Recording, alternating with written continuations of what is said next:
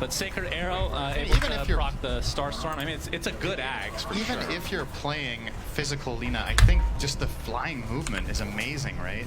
Like in these chasing sequences, I feel like Flame Club is just great. Magic Resist is nice. Like there's just so much value. I mean, it does increase your net worth, right? Sure, I don't think that's the consideration here. But I don't know. I kind of disagree with giving it to the Murano over Lina, though. But at the end of the day, they're in such a commanding position that it might be fine regardless. I just wonder what the reasoning was here Scanning. of giving it to them. So he was carrying on. Like, oh, did he? It's definitely an awkward Axe game. This is one of the few instances where Fresher Shard would have been objectively better.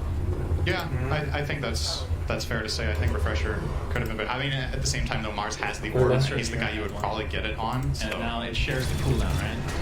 Hello mga B! Wait lang, ay naayos ko lang. It's just Refresher doesn't refresh in the backpack, right? I thought there was something in addition. And it shares cooldown with Shard. Sabay ka Madam Beta, 11 wins. Yep. Ay, naku, hindi ako nagbe-bet. 28k lead here for Aster. Has a BKB now, minute 40. Yes, the black hole is available. Is it too little, too late, though? With Satanic on Gyro, as we talked about, as long as you pop that before you get black holed, you're very likely to survive it. Well, there's the MKB.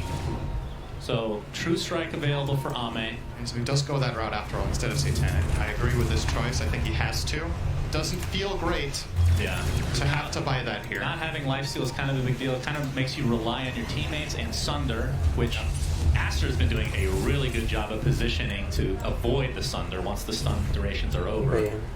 So it's not been very easy for Ame at all. He is effectively rendering Molly's neutral item kind of useless. They made Faith Beyond use his Blink Dagger already, as there's the first arena, and trying to save his teammate was Jin Q, but he's just going to die instead. And that's 2 dead with no buyback. Aster in a 5v3 commanding position in this game number 2. Faith Beyond going for the BKB black hole. It's just on Ori. He's still pretty good at buyback. He's trying to go to town with the Satanic. He's able to take out Faith Beyond in turn. Ame gets the Sunder after the last moment, and now he's completely surrounded. Into the Baron. Oh my god. For PSG LGD, it's GG's combat. Oh my god. Eliminate LGD from Yeah, they were just better this game, right? Oh yeah. There's no need to dance around it. They were literally just better. The lanes went exceptionally well. Their fight selection was better. Their team fight execution was better. You know, Aster did come from the upper bracket and drop down here, whereas LGD dropped down earlier, right? So they did get that round further. Ayun lang. Aster looking pretty scary. Especially, I think the most impressive thing about this series was not the way they won this game, it was the way they won this game. It shows a lot. Some of the teams Hello, Bobby really D. tournaments or maybe even win the whole thing. It's never a given that they're out. 10k down in that last game, it looked terrible. They find a way back, and in this one, when they were ahead, you never really doubted that they could take this one the whole way. So, yeah, really good stuff. Love their drafting in this game in particular. A fearsome team to look out for again tomorrow. They will obviously be getting a break now. Yes. Sorry, I say tomorrow. In a lot of days, I say tomorrow out of habit.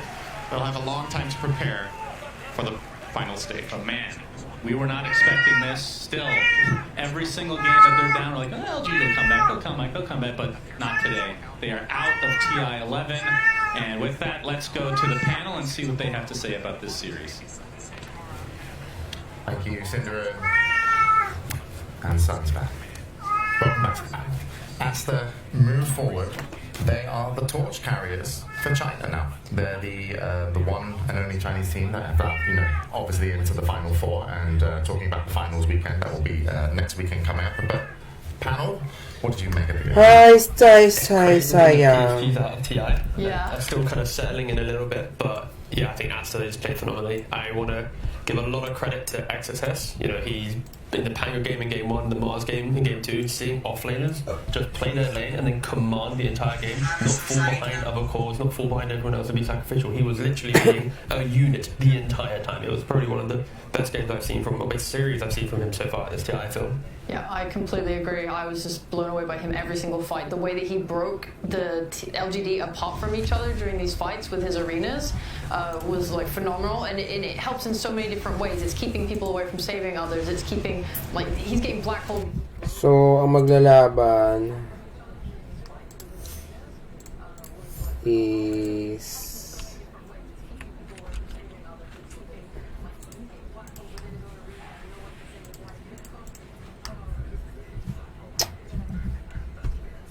we won't see it sadly, but I feel like this is probably the first big black hole that I saw from Fabian in the game. Like, even though it didn't feel like the hero was necessarily that countered by any global silences or BKB piercing abilities, they really played around him amazingly well. Grabe, dalawa silang na-spear They eh. didn't allow him to get any proper pickoffs. They didn't allow him to even have the items because they forced a couple of buybacks. Like he went for a great pack, then he bought back afterwards. There's no blink, there's no BKB on time, and because of that, there's no big threat coming from Fabian.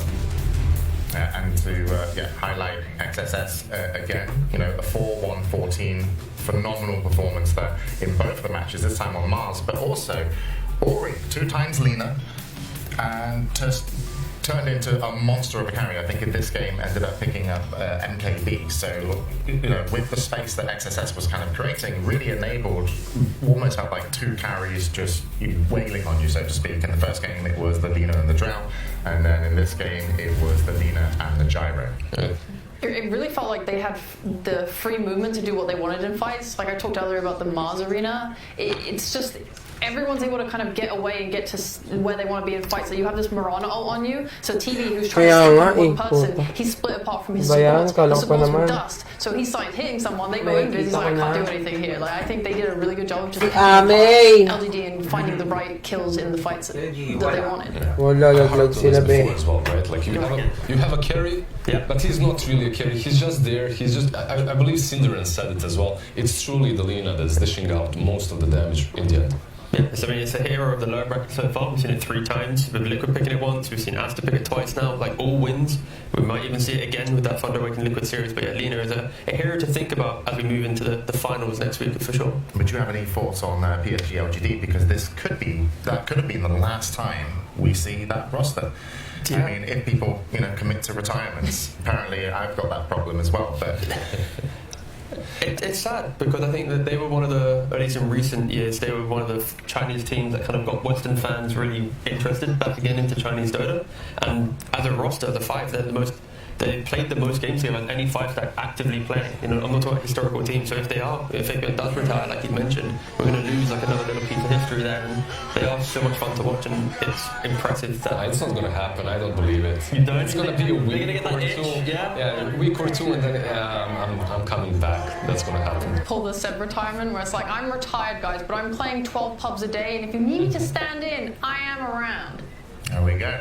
You heard it here first. So, moving into the last game of the main stage before going to the finals weekend, it's going to be Thunder Awaken versus Team Liquid. So we do have another chance at retirement here. Hopefully not for all the Liquid fans out there, because we're talking about, of course, Matumba Man.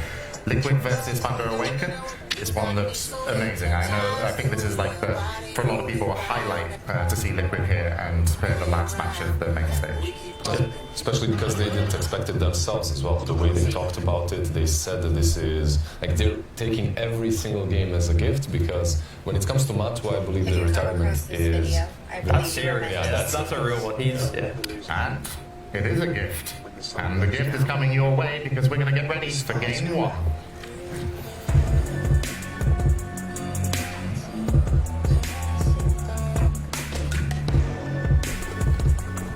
Game na agad.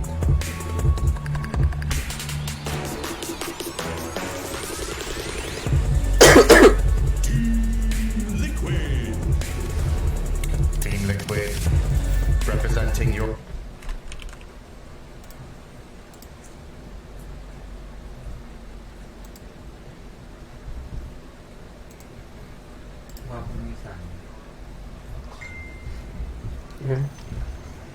Punta naman kay 4M2.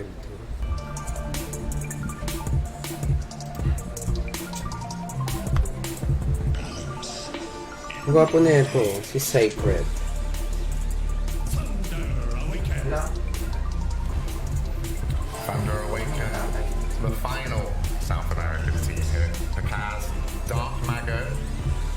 Sacred, Matthew, and Panda Boo. So far, they've only really impressed. They lost the secret, and that is why they are here. Liquid obviously going into the lower bracket a little bit earlier, so Thunder Awaken have been the stronger team throughout the tournament. But Liquid did come off a win today, beating OG, which is a nice bit of confidence. But Thunder Awaken, what are they bringing to the table? Aggression. Yeah. One word, simple answer, it's aggression. And they are just ruthless in regards to when they have the hero that they want to play. If they get a lead in laning phase, they utilize that lead and they always have numbers advantage in every fight. If they see an opportunity, they're going to bring 3, 4, even 5 heroes to an early engagement, and just that momentum can offset opponents. I guess the flip side is Liquid, they're kind of like the European version of that. They're equally as aggressive. They want to look for early towers, they want to look for early fights. So we've got 2 very aggressive teams coming up into this series. And they're definitely carrying the momentum coming from the first series versus OG. Well, go on, sorry. Yeah, I just feel that even though they are carrying the momentum, like Boxy said, OG didn't really perform to the highest standards, to what Liquid even expects from them. So we can't look at that game as a litmus test of Liquid's strength at the moment. Certainly not a warm-up when you're in the, the final 8 of the international. But yeah, you're right. OG unfortunately did lead today's stage of the international in what wasn't, what they would consider their best fashion. I think PSG, LGD, Asta were just, putting on a performance. So not sure, they're obviously going to be disappointed. But one of these 2 teams could be leaving us, and we are with Thunder Awakening here. But they both like to fight, as you mentioned, and that was something that Liquid said, is that, we're looking forward to fighting OG, and then OG did really, weren't in a position where they could have that fight. So, but yeah, sure, they're warmed up, they've got a little bit of momentum, but how much is it really? I'm just mostly worried for Thunder Awaken from their last series, because we talk about their involvement and how they want to fight, but it felt like in their match against Secret, especially that one where they were playing the Tidehunter, they didn't have a proper plan around how they wanted to use the Ravage and incorporate their offlaner, and as a result, Sacred had a pretty rough game, and he was their main team fight as well. So if you're kind of feeling like that, I don't know whether it's nerves, the pressure, if it's just, not communicating properly. That's the sort of stuff they need to make sure they have fixed in this series, because Liquid will eat you alive if you give them a single chance to do so. Yeah, they already did that to OG, right? Another stack of young blood pretty much just coming in and being probably damaged a little bit by the nerves, right, when it comes to their performance. It can happen the same to the Thunder Awaken squad. And I literally just found this out, but Thunder Awaken, before the Secret Series, 8 of the games that they played, 7 of them were against Shadow Fiend. Like, I don't know where I'm taking this, but it's just like, when you think about their success, they played against a hero that was very popular in group stage, then it fell off heavily during playoffs. So potentially, like, they just really were comfortable playing against a strategy, and now they're shifting into, like, the poppy drafts and newer drafts. Their lack of player experience might be hindering them a little bit. There's also just being under the microscope, right? Teams are identifying what works for Thunder Awaken. They're banning that out, and what works for them? Tiny, Dawnbreaker. Every single game, you're going to see them ban. Tiny's a must ban, yeah. And Dawnbreaker, I feel like we mentioned Sacred with the Tidehunter. If you put a Dawnbreaker in that game, the script is going to be completely different. The game is going to be much easier for them to play, like keeping that slap alive. But your main point was don't pick SF, right? If you're Liquid, yeah, you just stay away from SF, and you're fine. Yeah, they are way too understanding of how to play against this hero. I feel like Liquid bans are always really funny to watch, because the second phase is just, it's always their comfort. It's not what's good or bad for this game. It's get rid of that Pudge, the Lone Druid, what have you. They have a very comfortable hero pool that always needs to be addressed. Now look at that man, the Lone Druid Slark player himself. Well, it looks like we're ready, they're ready. Let's get into the draft. Liquid versus Thunder Awaken. Sun goes down. The stars come out. Team Liquid versus Thunder Awaken. Game 1. That gentleman says it way better than me. Yes, game 1. Moving into the draft, and Liquid, as you mentioned, haven't played a lot of SF recently in their matches versus OG today. We saw the Bloodseeker last pick for Matu. We've also seen more Drow Range as well, which Matu played, and that was went 2-0 in those matchups. This was also almost the same lineup, by the way. The lineup that Liquid drafted, almost the same that Aster went with Drow, Lina, and Pango on the offlane. So they definitely have a good reading on the meta right now, right? Yeah, everyone's abusing the meta. We got Leshrac out there as well that Liquid absolutely love playing. So I guess it all comes down to looking at these bands, what people are going to want. Like, does Primal get through? Man of the Hour? I'm sorry, look at that man. I'm looking. Not only is he buff, Yeah. the suit as well. Yeah. I think the suit, the jacket is only there to cover up the biceps, right? Like he's just. Is that why you never wear a suit? Yeah, I'm the opposite. He does it for game one, they take it up for game two. It's like, oh. I was just grabbing food and had to run over, but yeah, that's it. Ooh, interesting bans though from Liquid. So they banned the Dawnbreaker, they banned the Nyx. Because their first pick, they're now offering up Thunder Awaken. Are you banning Tiny yourselves, or are we going to pick it up? Okay. Or they might even just be giving Thunder Awaken a Tiny. They're taking the Tiny away, I would right? assume so. Surely you do not give Thunder Awaken a Tiny in this best of three lower bracket. It has been too instrumental in their success. There are other options for Boxy would be a Clockwork or a Tusk if they really like. There's also Undying in the pool that Insania has been playing very well this tournament. Whoa, where's that going? It's a juggernaut cosplayers. I think you went for a spin. Yeah, there's a ton of heroes that are still very popular that are left in the pool. So It's Tiny, it's Enigma, it's. I think we're getting in-game comms there for a moment. I wasn't sure. I thought I heard You probably voice line. Voice line. Is this new thing in the game, James? You know, I've never actually used a voice line. Really? And I still play Dota. And I don't know how. Yeah, so there's this one from Shed. Five Lizards voice line. I'm really grateful because what happened last year at the voice lines, the OG was said about, I think you're wrong, I think you're really, really wrong. And during the draft, all you'd hear would be like, yes, I think they're going to first pick Tiny, like Liquid here. And the player would spam it. And all we hear on the panel would just be Seb going, I think you're wrong, I think you're really, really wrong. And it still gives me PTSD to this day, but yeah, luckily in this time, we were correct, yeah. Did you ever play pubs with Seb? I've had A couple of times. Hello, Rojun.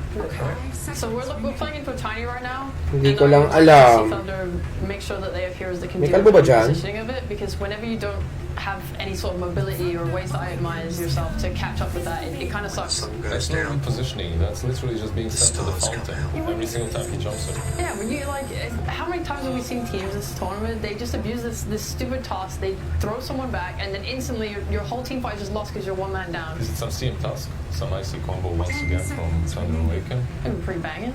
Yeah. I wouldn't mind playing aggressive. They just need to be thoughtful that there's that potential Enigma on stage right now for Liquid.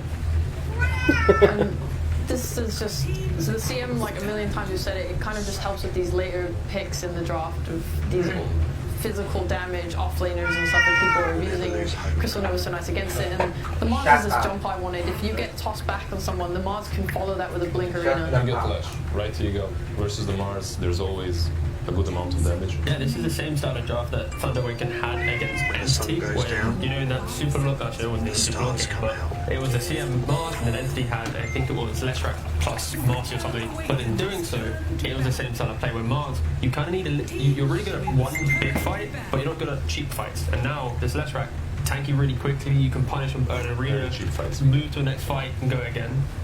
One thing The nice thing though, at least, is your Mars should be coming online faster if he's going for a Blink first than the Lesh. Like the Lesh finishes his Bloodstone around like 15 plus minutes, and Tiny, if it's a support, will also be getting that 18-minute-ish Blink dagger. So there is a chance here for Thunder to beat that timing with their Blink on Mars and just really go for these smokes. Yeah, but he can be, like Tigat said, the cheap hero as well, the cheap Flash. Cheap The Lesh? discount Flash. That's nowhere as good as having a He just gets Bloodstone. some levels and that's it. He runs you. He sits behind the trees. Yeah. He's just diabolic edict.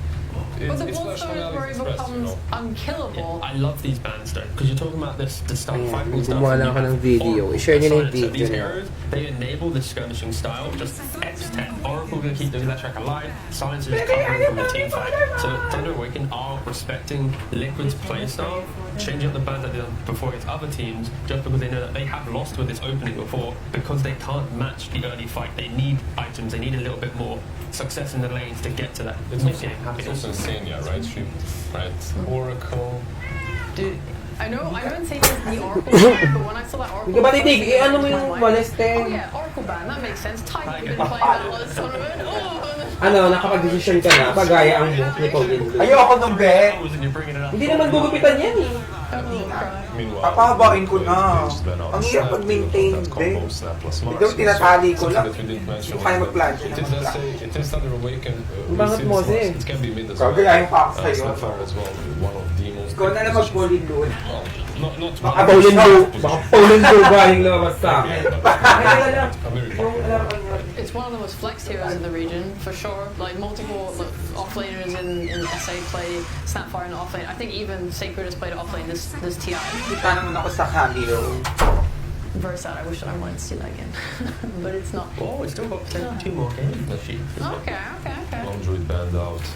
Drop point. They've left Pudge in, which is something that they really enjoy playing. Yeah, Pudge is really good here, just because you get tanky against magic damage quite early on. Like Undying is still available for Insanio if you want to do like a 1-2 pick, Undying plus a core, and then Thunder Awaken also needs to think about early game damage a little bit more. I feel like if your Liquid Undying is the only melee support that I can imagine Insania playing. Because most of the time, that sneaky guy on the back lines. Some lich, yeah, exactly. But Thunder Awaken right now, they need to potentially pick up the position 4 here, but a lot of them are already banned out. So many of them banned. Yeah. I know that Matthew likes playing his Fiddlewink a lot. I mean, Matthew is a player that is really good at starting fights. Yeah. Oh my god, is there... It's for Matthew Rubik. I mean, this is like his best hero, or one of his favorite heroes. And he's very comfortable on Rubik. And you have amazing steals this game. Oh my god! As well. I don't think we've even got to see it yet, so that's going to be a nice little show. How do you feel about Disruptor? Disruptor? Yeah. I mean, I'm always... Versus the Mars. Yeah, Jed. Sand Silence versus the Rubik. Solid. Liquid picked up the Disruptor from VP when they played against them in the qualifiers. They said that they really liked how they used it and and then they just started playing it themselves. You saw Insania play it like 3 games in a row to great success.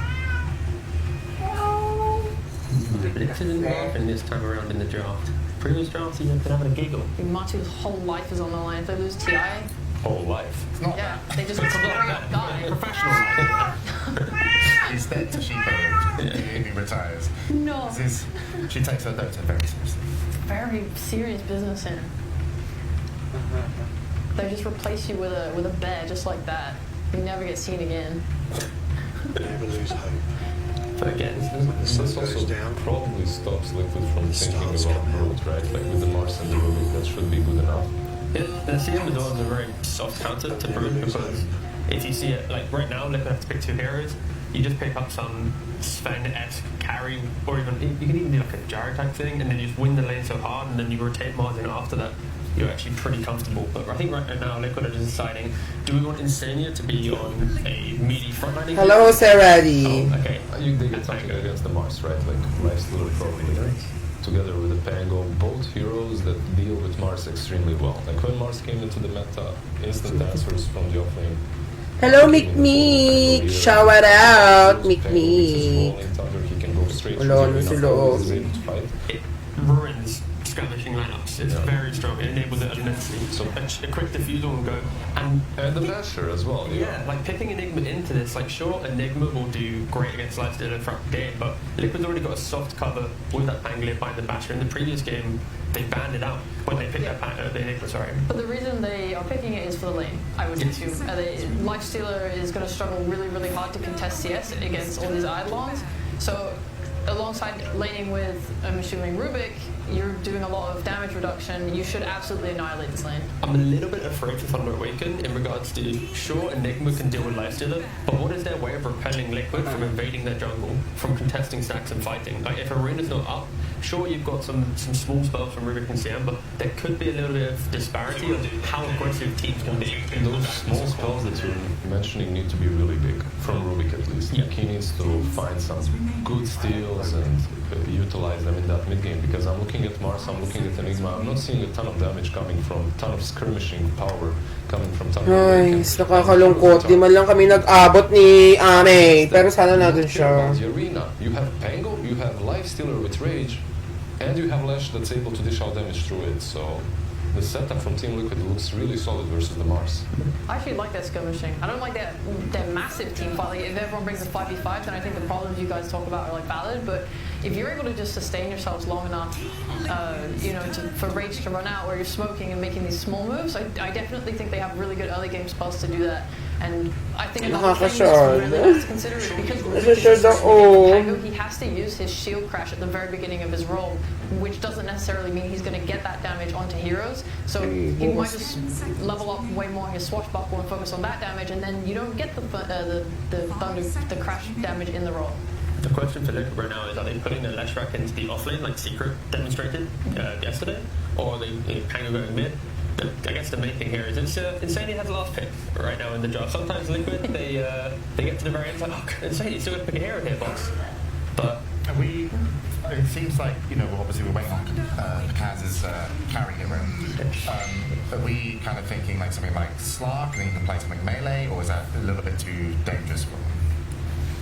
Because of the Leshrac, it does put a little bit of a sour into it, but into everything else, there's some alright from him from Pango as well. Exactly. But it's possible, James. So far, you've been on 100%. I'm going to say it's TD or Slark. There you go. I think something like a Terrorblade would fare nicer for them, just because they have so much team fight that if they just pick a hero that can push out waves, prolong the game, and then they get their items, the BKB on Enigma, they have a free game. If and Lesh isn't really a counter, right? To the TV, you should be completely fine in that matchup.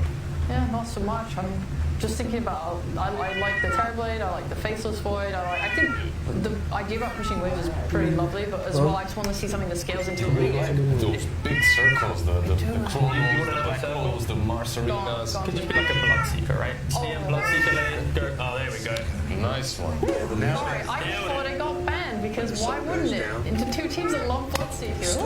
But yeah, it's not just a strong lane, they also have the wave clear, the Bloodseeker to Pango, it forces Leshrac to stand still in that aggression. Like, they needed something to just prevent Liquid being confident in these earlier like jungle invasions, and Bloodseeker, he can poke his head over, take a spell, take a rapture. I'll go back to farming, boys, until we're ready. Like 8 minutes. Please, I want to see it. Thank you very much, guys. We're getting ready. We're going to go over for a pre-game interview with Slats, who's with Blitz. Let's go! Let's go, Liquid! Pero gusto ko rin manalo yung Thunder.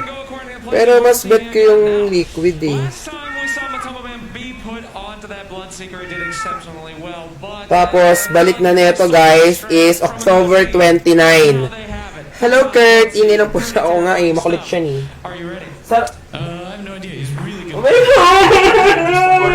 this point, he's just top of the top. Lalo mag-iingayan pag kinulong ko. But I'm sure my team can also. No, nalulungkot ako. Hindi pa kami magkikita. Kurt! Ni Ani. Oh! Is it just between you two, or is Insania still doing a lot of? Nalulungkot ako. Aiden gives us a ton of feedback. So last game na to guys. Tapos ang resume is October 29. Ayun na yung finals. 29:30. So munang maglalaro at 5 isa ng oras to 12 CST. Mauuna yung Team Secret sa Tundra. Tapos Aster. Tapos, oh my god, nakakalungkot. Thunder Awaken is looking to change that, but they're probably experiencing a little bit of deja vu, Avery, because Stockholm Major, they themselves set the record in top 6 at about Major by being able to get to the upper bracket semifinal, where they unfortunately ran into Tundra and got 2-0. Then they get knocked down to lower bracket, run into OG, another Western European team, and get 2-0. Now, here at TI, they get to the upper bracket semifinal, where they run into Team Secret, another Western European team. They get 2-0. Now is the chance, now is your time to change the cycle, to change the narrative, and beat all of your previous records. Well, you guys know there's other regions in the game, right? You know, they don't have to play Europe every time around. That said, I think Liquid is very comfortable playing other European teams. I think they're less comfortable playing a team like Thunder. Yeah, it is more unpredictable. They haven't played through the year. They are more familiar with how Pero ito, ay, teka lang, di naman ako nakakapag place server wars, CM, place with the list that sure you have Enigma, but they got this Mars in the first phase. They love the Plexus hero. They get a good match for Light Stealer. Bloodseeker last pick to deal with the Pango. Ayaw talaga. I can see this game causing Liquid some issues, and Liquid is a team that is, I mean, they're just riding the momentum, right? Other than that upper bracket loss, this is an LCQ team coming through all the bracket, pushing in top 6, looking for that top 4 berth. You have a huge amount of experience on their side. Matu and Zai go back many TIs. You have a lot of veteranship versus a lot of fresh blood. Makes for a good Bloodseeker. Makes for a spicy game, that's for certain. I love that you pointed that out because, I mean, Blitz himself said that they were surprised that EG took Thunder because they thought that Thunder was a very scary team to face up against, particularly at a TI. He said, you know, these guys, they're going to run at you, and that is hard to deal with the TI pressure. Now, you're in an elimination game. That's even more pressure. So we'll see how Liquid manages to deal with that as we take a look at our lanes here. We've got the Zyboxy duo of Pango Tiny up against Matthew and bhi3. The bhi3 Bloodseeker, well, you heard about it from Slacks and Blitz on stage. Gotta watch out for this guy. And they got the lane matchups. Like, this is something Thunder, Liquid trying to dodge, Thunder will match them, they will get the Enigma versus the Light Stealer. Like you said, it's going to force this Bloodseeker into the off lane, so I don't think it's the ideal setup for Enigma.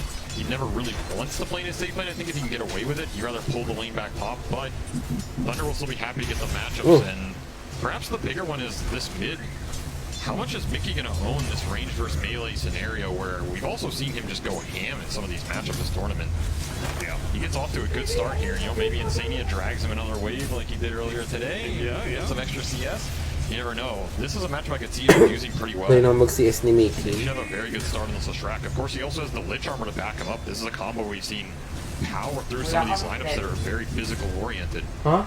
You have Bloodseeker, Meron, gaga ano mo lang, i-refresh mo lang. Helps Mickey just run in front line. He has Infest as well to tank him up even more. And of course, you're probably going to get a Wraith Pact on this Pango. So Thunder need to think about the damage in the mid game, not overextending and making sure they can deal with the front line from Liquid, which is going to get quite tanky at a certain point. Yeah, expect to see some Wraith Packs on both sides. This Sacred, of course, on the Enigma is already queuing that one up. I think he had a queue before the game started, to be honest. Yeah, it doesn't matter what hero, really, right? Yeah. What are you playing today? I think I'm playing Wraith Pack. Sounds good. Because a little bit of gets tossed back into a position, takes a little bit of damage, but he's a Bloodseeker. Infinite sustain as long as you get those last hits, so shouldn't really be a problem. I also think it's the reason we've seen this off-lane Pango come back.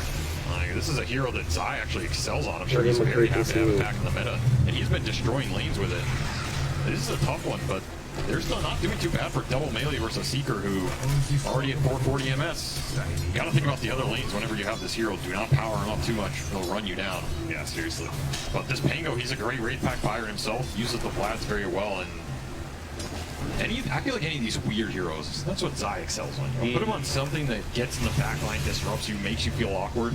He's always going to find the right positioning, and it's very cool to see him back on this hero. That said, he has to play into Rupture and Black Hole. Yeah, Rubik's not a fun game for him whatsoever. So, cautious optimism.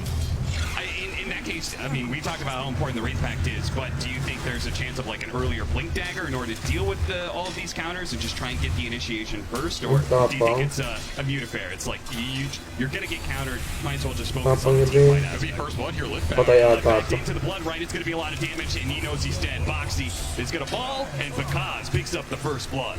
Just a little too over-anxious with the skirmishing there. bhi3 will heal up off the kill, already into the boots, having a pretty good start in this off-lane. I mean, Zai's itemization is going to be crucial for Liquid. Like, does he go this more utility route? Does he try and go a Linken's or Lotus to deal with the Rupture? Does he just try and get a Basher at some point to help deal with the Black Hole? There's a lot of weird itemizations he could go into this game down the road, depending on how hard he wants to scale. He still has 2 other damage cores. It's going to be Sling to look out for in Eidolon. That is going to be kill now in both of the side lanes for Thunder. Very good start for them. And with the spear that we saw earlier from Dark Mongo, looks like he secured the water runes, so he was able to get a refill on his bottle. He's doing pretty well for himself and not able to keep up with Mickey when it comes to the CS, but I mean, this is well worth it. Oh, this is a battle to the duel because barely able to get away, and now he's going to get some last hit to heal himself up and die. He's going to be pushed away, and he's got a lift coming up. He's got the shield crash as well. He's actually going to get to the other side of Matthew. Box is going to make an appearance here. So, is he just committing? He's going to try and get a trade. He is going to die here. Nakakapatay na talaga yun. Finishes him off. Now Boxy shows up in this 1v2. Now both of them are quite low. Boxy, is he going to throw out the tree? He's not. And now the question is he just dead? Is he just going to be run down by bhi3 all the way back to the tower? The Blood Right's going to do a ton of damage. I think he's just done for. Thunder off to a huge start here in this laning phase. 4-0 against Team Liquid. And you can't ask for it on a better hero either, right? This team is playing around their one position the whole tournament. Because the deadliest hero in this event. Give him a start like this, he will take it and ride it all the way to your Ancient. Now, this is a very crucial point right here. When you get the kill, comes back, Bloodseeker still a little bit low, but it looks like the damage. Zai, he's got to be careful. Swashbuckle to side because doesn't get hit by it, heals up a little bit more, and now Zai, one more hit, he tossed him over to the creep wave to get away from this deadly Bloodseeker. Because comes back in, snatches the last hit. Buhay pa! This man knows to play the margin.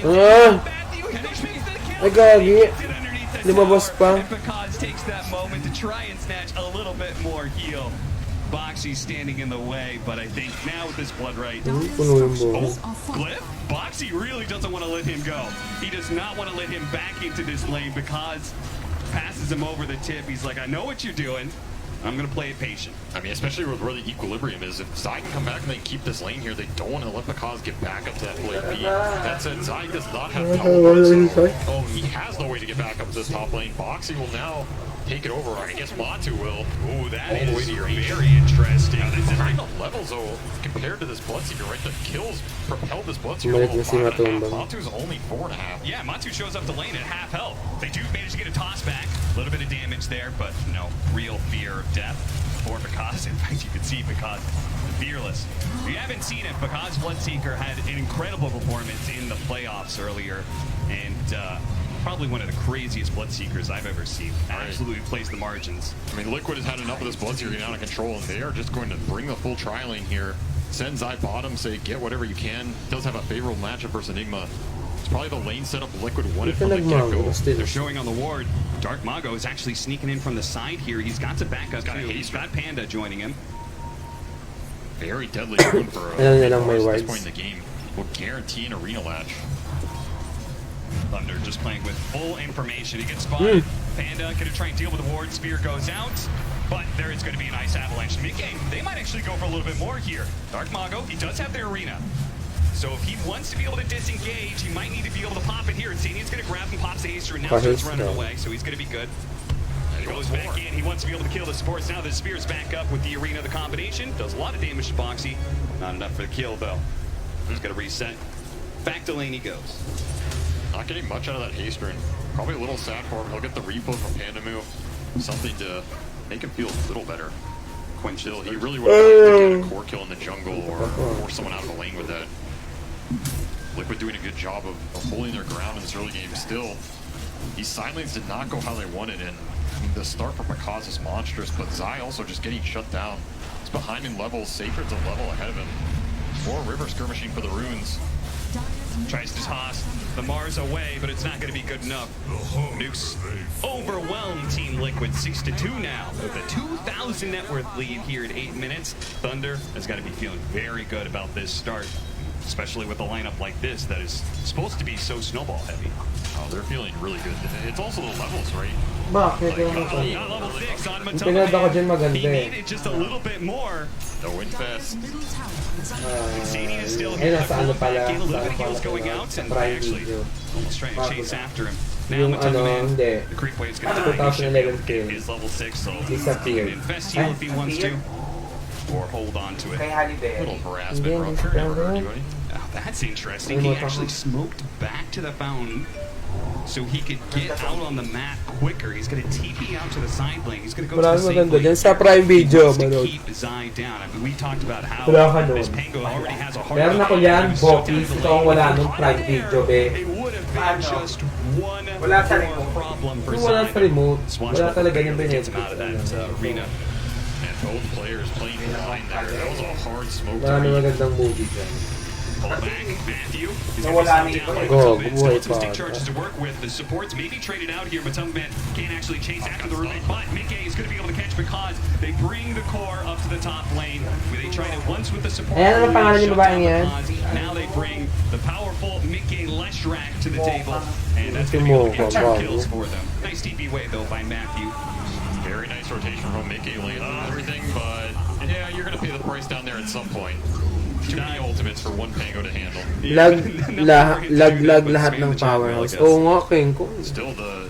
Hindi, Aster malakas din talaga yun, pero syempre hindi natin ine-expect dahil syempre nag-root tayo lahat sa LGD. game where it could have gone either way. One of those side lane moves fails for him. Suddenly he falls behind. Thunder pull even more ahead. So Mickey doing the best job to push through this early game for Liquid into that mid game where their spells can really shine. And the sort of opposite happened for Dark Mago, right? Nakakalungkot lang Jenkong. Kala ko Kenkong. They thought about the incursion into the jungle. It Yeah, just the kind of ended up peripheral. stalling and not really doing much there. We saw the arena use where he didn't get the boxy kill. It's been sort of the opposite. Buksan mo yung sound And that's debilitating on mid-Mars. This is not a hero that wants to miss those rotations. We see another rupture. Zai still getting beat on. The Blood Ride is going to be used to finish off Insania. Ano pangalan yung babaeng yan? Last little bit of rupture. Oh no, it lasts too long. Couldn't really. Again, just Kakapatbuhay lang niya, patay na naman siya. Pango against the Bloodseeker. You're not having a good time. Saker just instantly TP's top off that kill. Thunder are really trying to abuse these hero-to-hero matchups, getting the ults on the right targets, and then just moving around quickly. This is a pace they're very used to playing, and I think how they prefer to play a lot of these early mid-games. They are not afraid to use their ults on cooldown. Just spam you, force reaction, get a numbers advantage somewhere else, and then make the quick smoke. Liquid need to be thinking about where their heroes can get, where the teleports are up, where Thunder's going to move to next. Do not want to get caught off guard. No, we saw Leshrac clearing through them some stacks earlier. That's part of where that net worth lead comes from. But see, Dark Mago has his own stack still to be cleared through, so he can catch up a little bit here. And he's got his blink flying out. Early blink. So this is Brown Boots blink rush for the mid Mars. Again, very active. You want to make sure this next smoke or move lands. Where do you go? Like, who is your target with this blink dagger? Who is your #1 kill? I think if you can get the Lesh in this game, that's ideal. And I think it's a lot of Liquid's early momentum. Mickey's also healing, he'll go somewhere else, so maybe Thunder read where he TPs and then choose to attack there. They also have the option, if he TPs out, to go somewhere else, which could try and force the fight top, but I think they're happy just leaving Enigma up there. Boxy's trying to hold the rune for Mickey, and it does get denied by Pandamu before Mickey can get there. Well done. I just don't have any smokes here, so this blink is... The actual move is getting slowed down a little bit. It's also hard to just jump into this mid trio from Liquid if they're just sitting behind the Lesh, right? Yeah. Like, Mars is not the highest damage mid hero. He really relies on using his spells to engage his supports. The Rubik and the Maiden are going to be a lot of the early game damage. They're just going to push it up. Great pact online for Sacred. Feel like they're strong enough to just push the issue. Oh yeah, this is going to be way ahead of Zai's Rave back. So they certainly have the item timing here. The advantage to Thunder, is it enough an advantage for them to take this mid tower? If they can take this mid tower, huge amount of map control goes their way. See if Dark Mago wants to jump deep. He does have Blink Spearback potential. You have the gaze counter initiation. Here comes Zai just moving in. He's going to slow down Dark Mago. They're going to blow everything they can on this Mars right away. They just 100% all in him. They get that kill, but it was a lot of spells used for it. And now the Bloodseeker's going to join in the fight. Nice toss over. It's still inside the Blood Right, though. And they have the Rupture. Mukhang Thunder mag-champ ngayon. Uy. Game 1, yes, Angelo. Game 1 pa lang. Seeker gets a little bit low. Pekaz on the front line. Super healthy, though. They have to jump over the side. Matthew gets caught for the swashbuckle, but it's going to be Matupman in trouble by Pekaz. He dodges the stun, though. Pekaz lets Panda move, finish up the kill on Matupman instead. Tiny Airline's not enough to Tapang bail out nito, his ni carry. Pakas. Because happy to join a type of fight like that. Still, it's a very awkward engagement. This Mars just walking up into all of their spells, dying for free. Not really what you want with this itemization in the start you had. Yeah, it's like you picked up this fresh Blink Dagger and you're the one frontlining. That's it's an interesting choice. I mean, you either gotta go and jump and start it, or you're just taking it for the boys. I guess that's one way to do it. Yeah. But that's a very nice engagement for Zai. Like, he gets out of there, he's not taking the rupture. Your life stealer pays the price, but he's gonna go carry items this game. Like, he's queuing up Blink, he's queuing up Diffusal. This is not Wraith Pack Pango. This is, I want to be able to deal with the Enigma and the Bloodseeker in the late game. Okay. Oh, now the question, I mean, Wraith Pack feels like a must-have, so who is going to go in on the side of Team Liquid? Or is it necessary? Maybe it's not necessary. Pulling an item audible here. Insania will get it at 60 minutes, you know. The 5-position dream. Oh, that's a swing and a miss there on the swashbuckle. Not that they were really going to be able to get that kill anyway without a Blink Dagger, so. And maybe Liquid just feel the way Thunder's damage works is just too overwhelming. You have this Enigma Midnight Pulse, you have Black Hole, you have Rupture. It can be displaced with Lift, it can be displaced with Spear. Like dropping a Wraith Pact and all these types of spells and how they interact doesn't really sound that amazing to me, right? You might just want to have the better offensive potential and just be able to run into it and kill them faster. Okay. Like you can jump the Enigma this team, you can jump the Rubik. Those are your best targets for Liquid. Just getting on the back line, killing them fast, and then Thundersports can't take the fight. And that's kind of the narrative of Pango versus Bloodseeker in general, right? It's like, that guy counters you, so you kind of have to get the initiation on that Bloodseeker first to have any impact. Yeah, you either jump him or, you know, take a page out of Collapse's book and buy 5 Lincolns. It's one or the other. You can see Cam Stack by 2K right now, and probably a decent part of that is not just the kills, but also the fact that they've been able to stack a little bit more. Yung sounds ba, ayun o, yung remote mo. Wrap around through the side here, smoke that's going to break on Panda Boo. Certainly not the target that they want from this. Something small they're going to get. Sa baba, be. A little bit of help there from Boxy, and secures the kill, but... Hindi, okay na yan. Tutulog na yan. Sai spotting. Nakasawala ng konti. Helps us damage a lot. Oh yeah. I mean, this move was designed to secure bottom tower. They're only going to para hindi marinig dito. Enigma is pushing for the trade top and will get it. They really wanted to use this Leshrac Bloodstone timing, fight with it. Of course, you have Insanium maxing that Frost Shield, so Bloodstone Leshrac going in with the level 4 Frost Shield, it's going to pose some issues for Thunder in this early game. Because thinking about a little cheeky play there. Yeah, couldn't quite get the Rupture off, or chose not to, one or the other. I mean, I think he's happy farming for BKB. Oh yeah. You look at this Liquid lineup, they do not do anything to him in BKB. So you're talking way late game, depending on Astra situations. It's pretty much just reset, stall the fight, extend, and then re-engage. So surely Liquid just can't be strong. They just can't stall and just let that BKB happen, right? Especially since they have this Blink Dagger pickup from Zai. It's probably time to make some sort of move here.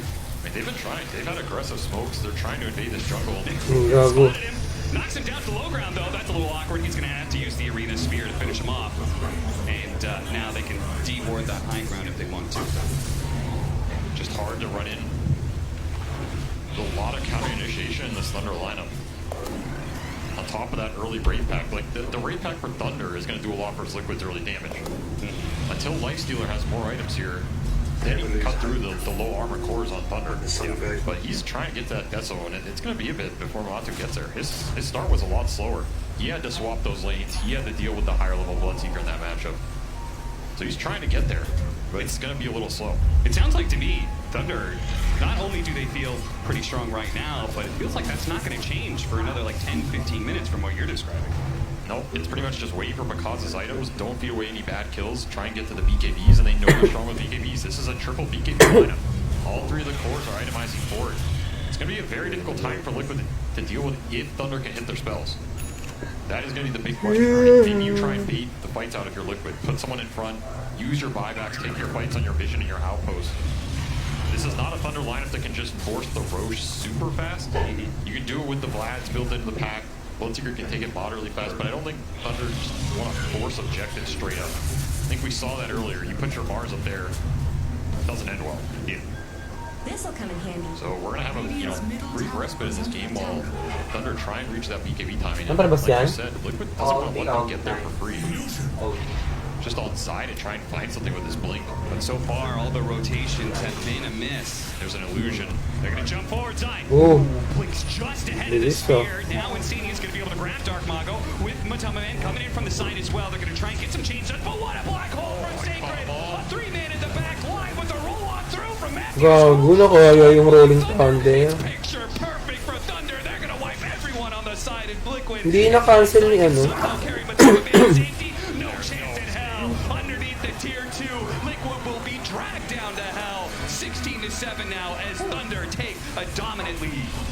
Grabe yung black hole. The counter initiation here. You overextend those aggressive moves. They're hard. You feel punished before these BKB come out, but that is just not the fight. You don't have the vision. You don't have the control. I don't know what Mikaz is dropping on the ground, but maybe he's got all the small items coming out of his pocket. I mean, just beautiful setup here for Thunder. The illusion doing no work. They do get the arena baited out. This looks decent for a moment, but of course, Zai's just rolling in here. He's going to get ruptured. He gets ruptured. The black hole hits the backline with the vision from the illusions, and I mean, that's a done fight because it's, I think, 900 MS plus at that point. Yeah. You're not escaping that Ferrari. And just in general, the fact, I mean, I feel like this is a mistake. I usually say you can only make that mistake once on TI stage. Maybe you never need to make that mistake. It's the Rolling Thunder and not popping shield crash, right? He gave away the Rolling Thunder to Matthew, and Matthew off that black hole did a huge amount of damage because forced to use his BKB here from a bit of aggression off of the Tumba Man. Seems like he's trying to make use of that early shard pickup, get a little aggressive. Oh, second Rolling Thunder. Still off cooldown. Yeah. DD rune as well. Easy cleanup. Zai wants to try and turn it around. Yeah. Pango on Pango action. Balling on through is going to bump into Sacred here. Mickey's going to still run in, but look at that. The BKB Dark Mago, he's not afraid of a fight. Immediately spears up the last strike, who pops the Bloodstone, so he's not taking any damage for now. With the Freezing Field, really well played by Manamu. They're trying to rip through him, and the Disco Pony is down, and so goes Zai. Another big team fight win as Thunder.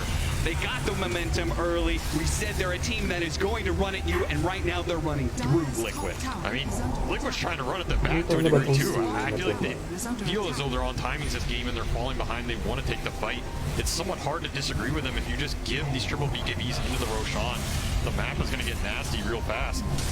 I just think it's hard to engage like that, right? When Pango is just rolling in first, you're giving a lot. You're giving a free roll on Steel potentially. You're giving a free rupture to Makaz. Makaz gets to come into these fights last. He's super happy almost no matter what happens. I mean, he didn't even have to have BKB up for that fight. And of course, Dark Mago just frontlining with another double damager. He'll take it every day.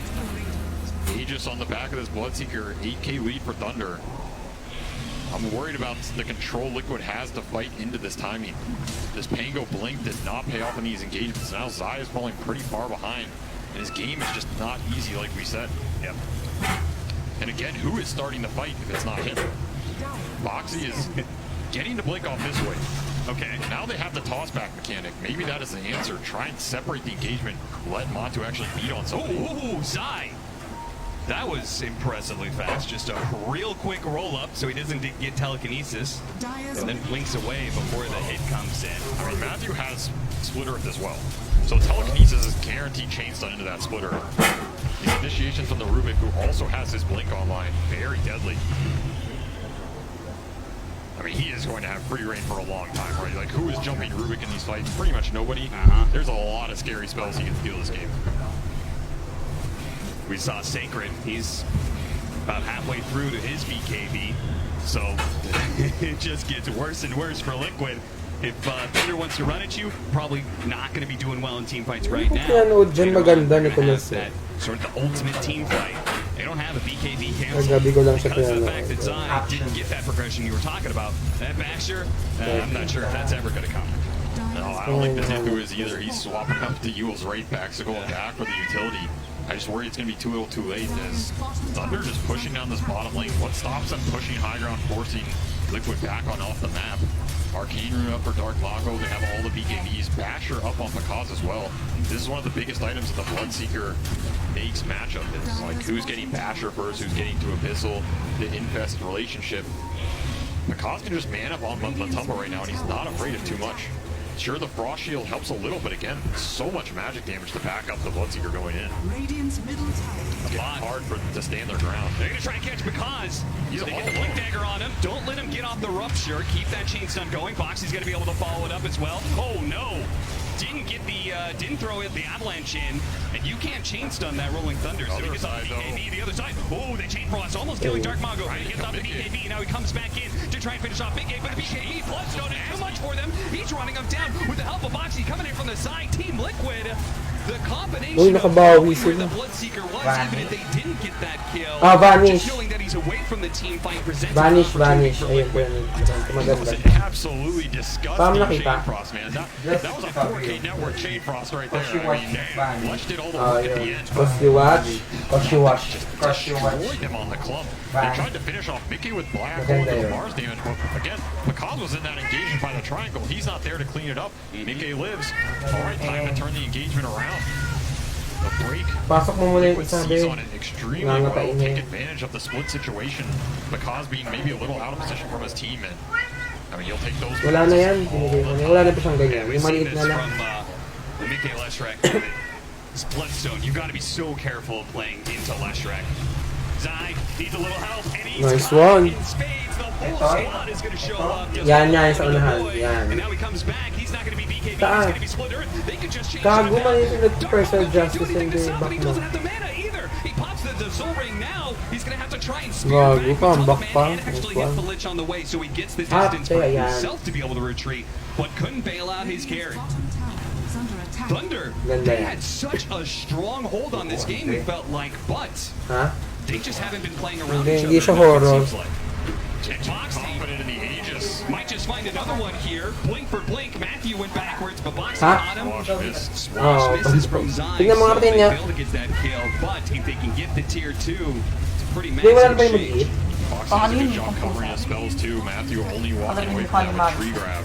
It's a very impactful interaction with this Tiny. You do not want to give this Rubik avalanche. You can get away with it. It's kind of acceptable, but he has blink, so even that's a little bit Ay, na lang dalawa. a lot of little things going Liquid's way, and suddenly that lead that Thunder had that might have been able to close out this game is back to even.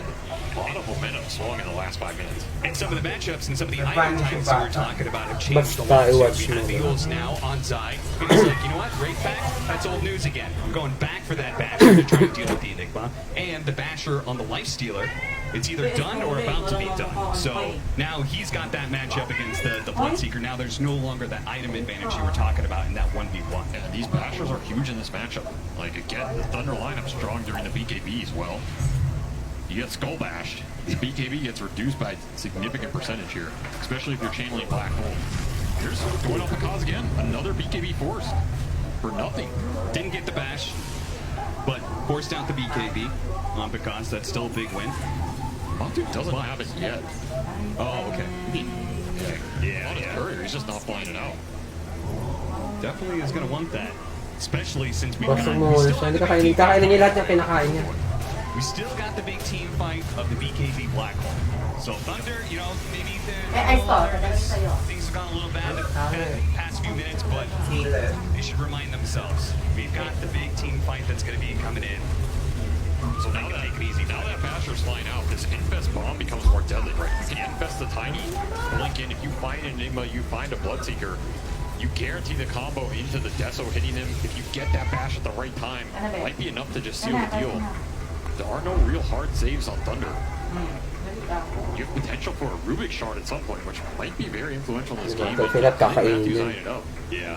Thinking about forced Si Pai Tommy yan, be. recognizing this game has shifted a lot. They need some saves on their end. They cannot just super aggressively play how they want to anymore.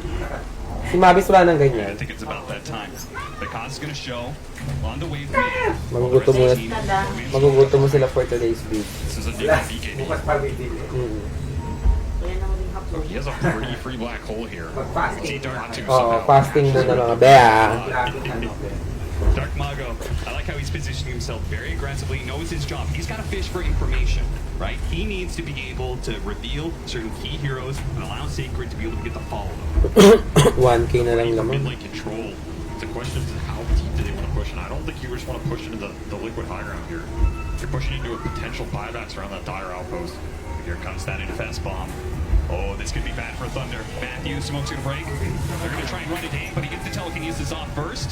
Like Haas still farming up the Ancients through this. He's gonna come in through the side. The Blood Right's gonna go off and he gets Rupture onto Zion already. Zion, they are gonna be able to catch him out pretty easily. Black hole. Gonna be able to catch too. Liquid ran in so damn deep and they just stumble into Nasobrahan kayo mga be. Sacred ready to go. Wala tuloy si Pakas. 4 heroes as a result. A 1-for-4 exchange. Liquid. They just tried too hard for that one. That was just too forced.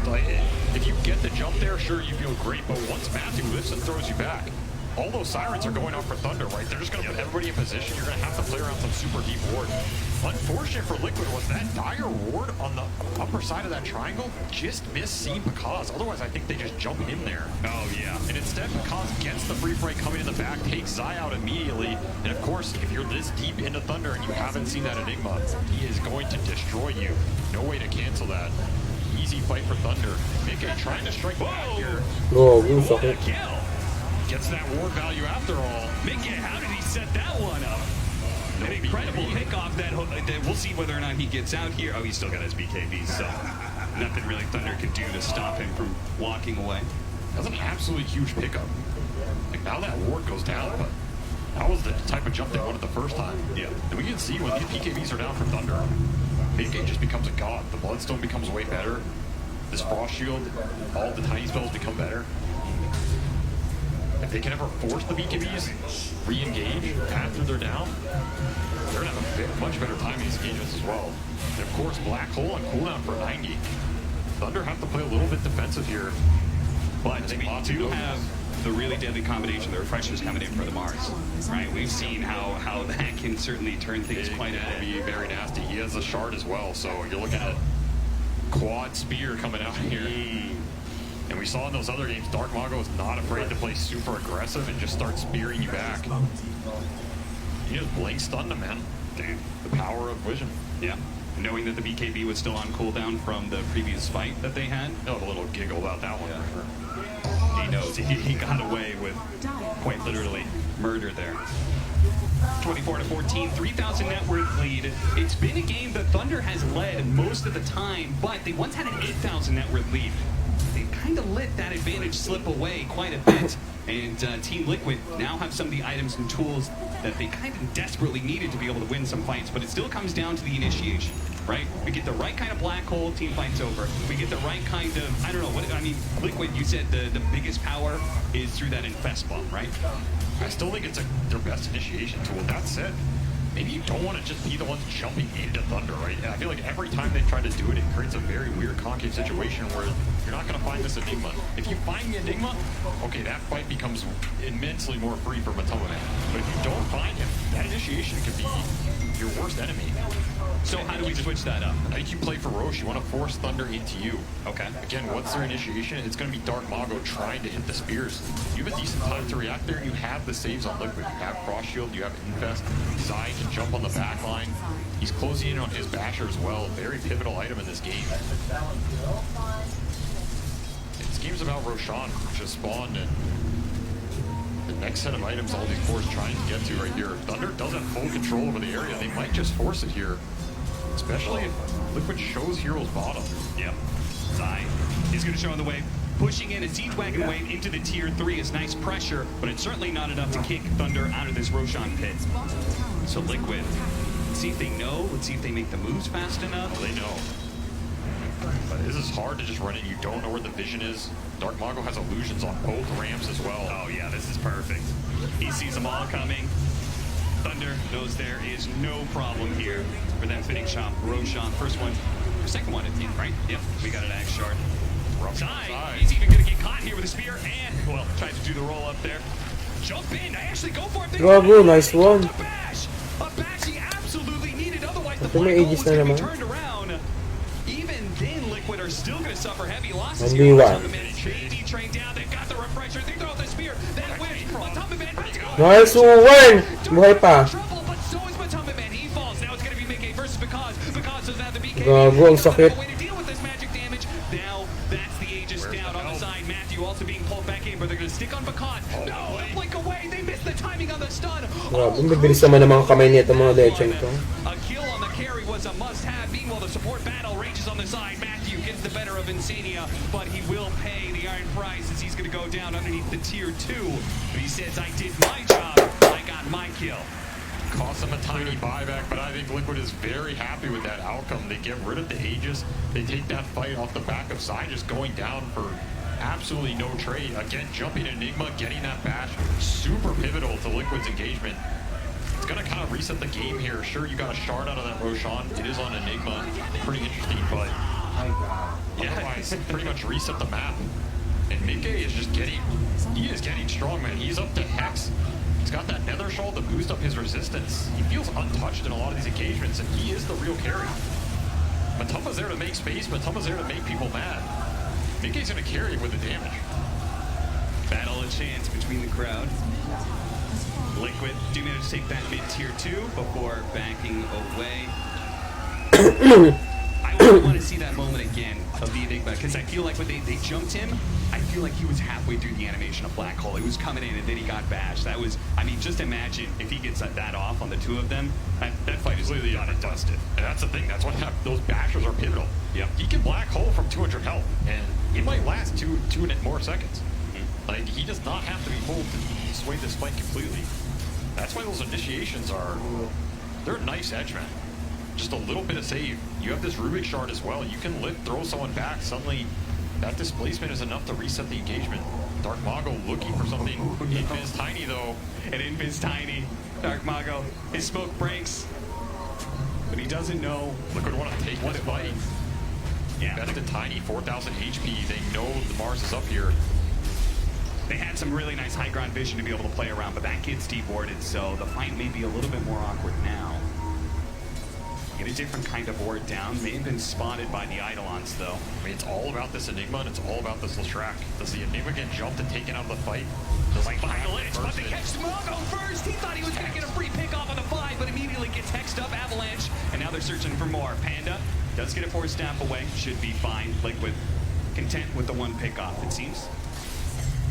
The tools are coming online for Liquid here. Basher on the Pango, Blink Hex on Mickey. A lot more control, a lot more ways to initiate or counter-initiate on these jumps.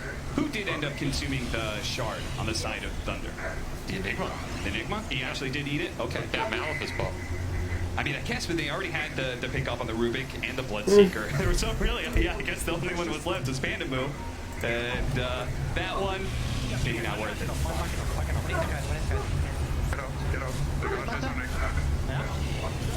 I'm running. I'm a bystander. You missed? Running up here. Yeah. Go. I save you. Grabe yung ano niya. Kill twice. Right now. I'm cut off. You're alone. Yeah. Just fight with us. I'm on Rubik. Kill the devils. Or fucking kill. Wala na 3 seconds pat agad yung Mars. Grabe yung ano nila, yung command nila. Maybe if they just they get that stun in time before the blink away. Could have been a very different outcome, but instead we didn't see the end of it. But Bahaz did manage to blink on his. Malalaman mo at masashock ka. But Liquid, it was Lakas they naman ng were very happy with, especially considering where they were at 20 minutes ago in this game. They actually have a network lead for once, and they're actually the ones playing on Thunder's side of the map. Boxy. I mean, once upon a time, we were talking about whether or not he was going to be able to get a blink dagger to affect a change in this game. He finally got it. Now he's looking at an Aghanim Scepter. Now he swapped that up. Namang ng lakas ni Mickey. Namang ng 1K. Go. His job is just to go in with the Infest, take it up. If Matama gets the initiation on the right target, he'll pop out. Honestly, I'm not sure he has to right away if they catch some random support or something either.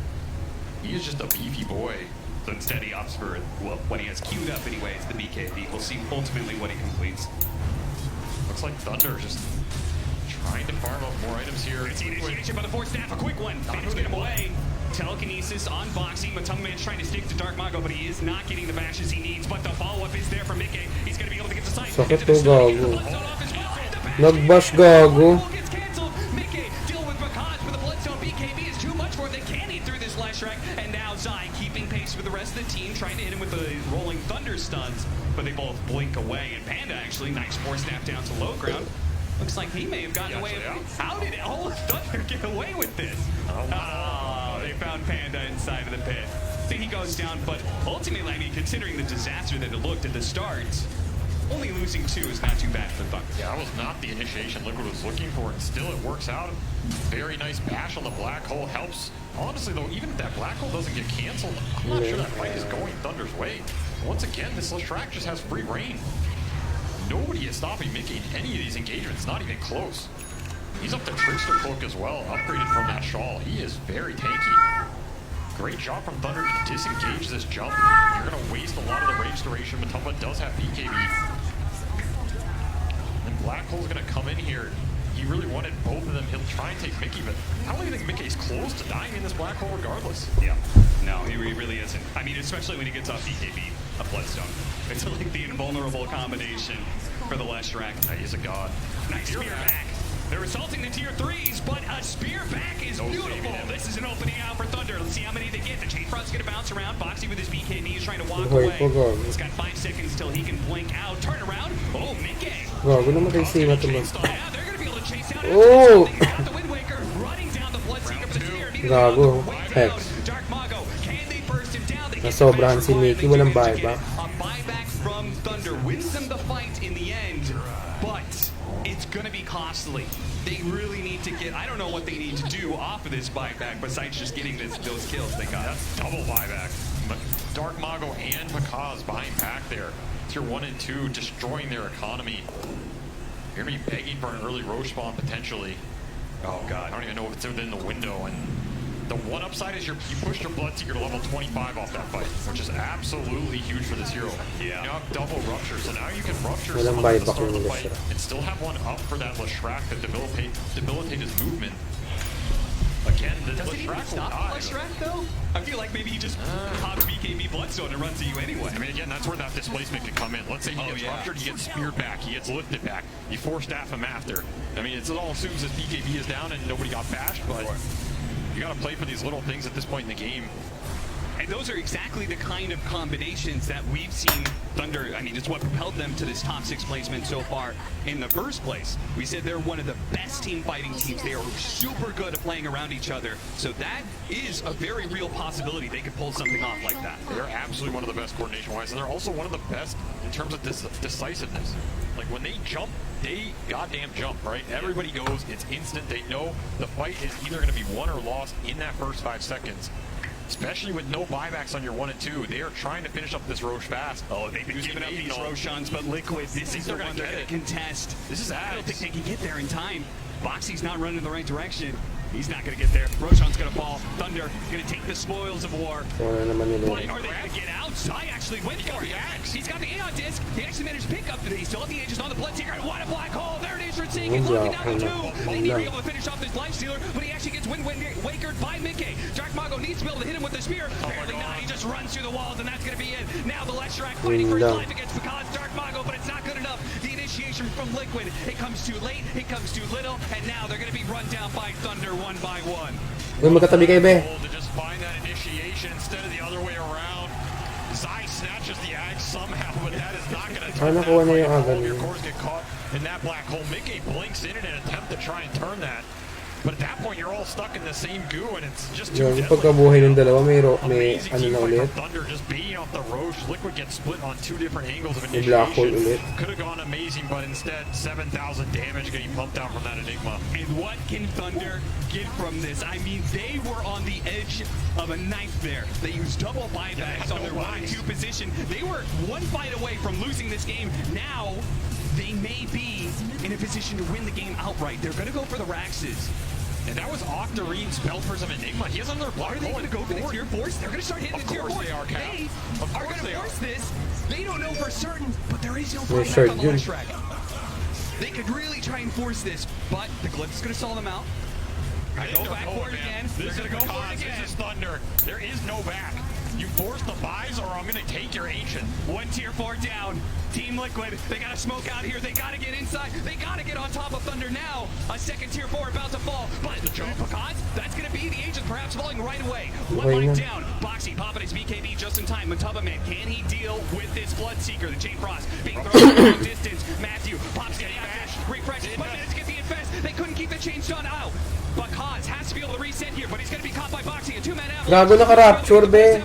Sai chasing after him. Will take a pit stop, finish off Rubik if possible, but they want more from this. They slow down the Rubik. They run into Panda move. Sai's trying to catch up to the cores with Mickey inside. They've got a bash going out. So Dark nice. Mago going to be stunned up. Makaz on the run, blinks away. Same goes with Blink out of Dark Mago. Sacred goes for the BKB. TP out. Are they all going to be able to get away? Pati yung Rubik na buhay. He catches up. Lightning stun. Dark Mago. Uy, Spear away on 2, but Sai's there on the side. Gemma at si Gemma. It's 2 minutes on the clock for Dark Mago. Now it's Team Liquid's opportunity. How much are they going to get out of this? How much do they want to try and end the game right here, Are right they going now? to run it back the other way and try their own throne race here? I mean, 2 Ganda minutes ng of laban, Mars, that is a masang big window. Makaz lost his Aegis, he still has cheese. This is pretty exposable. How if you can fight without the Mars? You're going to need to land a crazy black hole. I just don't know if Liquid feels super confident to push it that hard. One All black the hole. damage coming out from these multiple ruptures now. Swift Link on top of it, Titan Sliver. This Bloodseeker is massive. With the Stolen Split Earth on the Rubik, the right black hole is a game-ending combination potentially. Oh, Matthew is just chain stunning them all right now. Yep. Tossing them back into the same splitters. Those are not Leshrac splitters, and that's going to be it. Pang ina, ang ganda ng black hole. He stops Sai. He doesn't get the Walang buyback! Oh my God!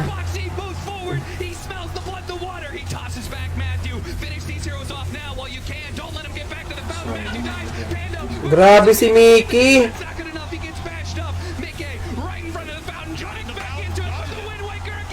Grabe!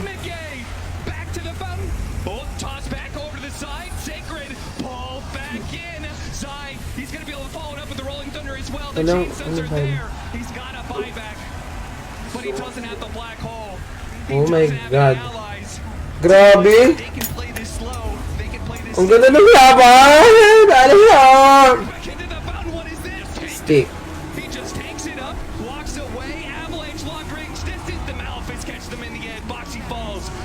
Liquid, they're actually going to have to back out. They've got 15 seconds till the Crystal Maiden, 10 until Dark Mago. With double arenas, they cannot end this. That is all 5 buybacks on cooldown for Thunder. Panalo. Oo nga, Jenko. Ang ganda ng laban. Hindi pa sure. Kasi pag tumangan na naman sila. Yung Wind Waker ba? Wind Walker. Laking tulong. Ang buhay pa siya, oh. And he gets the Leshrac who has that Wind Waker to save somebody else. It was the ideal scenario. He has the Frost Shield pulling Bakaz off, and he can't even get the cheese off. If he gets cheese off there, that's a completely different fight as well. Every little small thing going Liquid's way in these late game fights, it feels like. And they are keeping themselves in it. Very difficult to play these situations into those black holes, but they are finding a way. And again, the tools, they're coming out, right? Aeon Disc for Zai, Wind Waker for Mickey. Some of the saves are there now. It's not so straightforward, and of course, all of the buyback pressure is on Thunder right now. Yeah, I mean, with this moment right here, you see 2 heroes 30 seconds on the clock, you see 1 hero 90 seconds. We knew there was a buyback on Sacred. Hello, Khalid Manuel! And Rubik to try and hold pero pressure na siya, wala pa. But Thunder still managed to do it. Wait, we say just the Rubik. This man's got a timeless relic. I mean, Matthew was MVP of that base defense. He just chain stunning everybody, stealing everything, staying alive, fighting to the last minute. The veteran of the squad of Thunder Awaken, the only man on that roster who has been here in this position before at a TI. And that matters. When you're in these types of situations at TI, the experience counts for a lot. The nerves start getting to you. These players are feeling the intensity. You're playing the Grand Vegas. Show up or go home, right? There's not a more stylish hero in the game. He is making it work. Ignore that 5% difference. This is a dead even game. 38 to 31, 12,000 net worth lead for Liquid, but it doesn't mean anything. It's all about the initiation. It's all about whether or not we hit the right black hole, whether we get the right kind of blink infest initiation. Who's got buyback, who doesn't right now? Well, it's next Roshan without a buyback. This is about Roshan at this point. Aegis is huge for Liquid, dealing with the black holes, and of course getting the second life when you don't have buyback, huge for Thunder. There's a gem in the pit. I assume it's Liquid's by the vision it's giving. There's a DD free for the taking. It is letting know. Rolling Thunder forward, Zayn trying to... True! Sobrang bilis ng kamay. Yeah, Bakaz was real scared of getting caught. Understandably so. He cannot afford, I mean, he's so close to getting the buyback gold that he needs. I mean, he's running a static cap.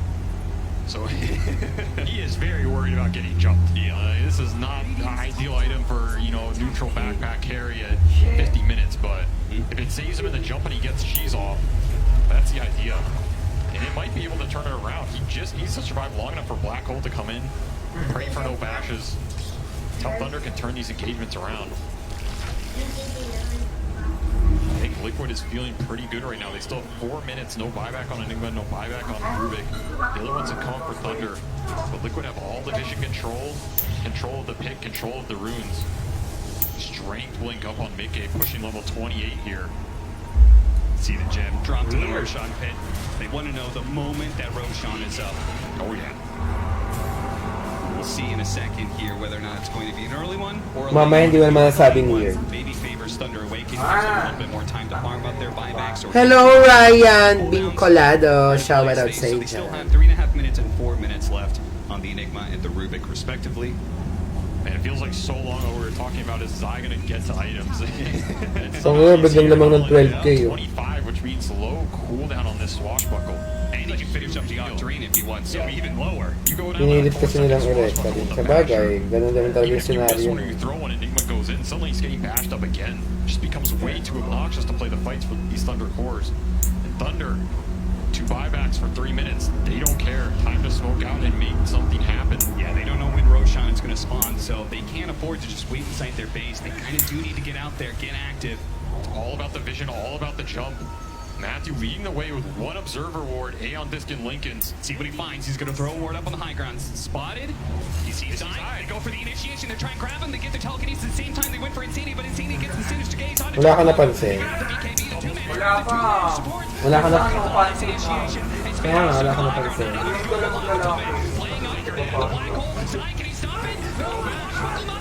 Gago, pero may buyback siya.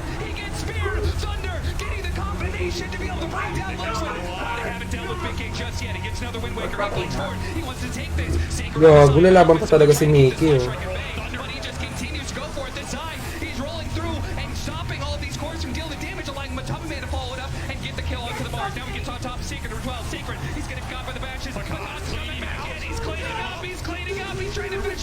Gago naman kayong buhay ni Baxi! Patay, be! Grabe si Mickey, MVP sa akin dito si Mickey. Putang ina, sobrang galing. May Roshan, de! May gem pa, oh.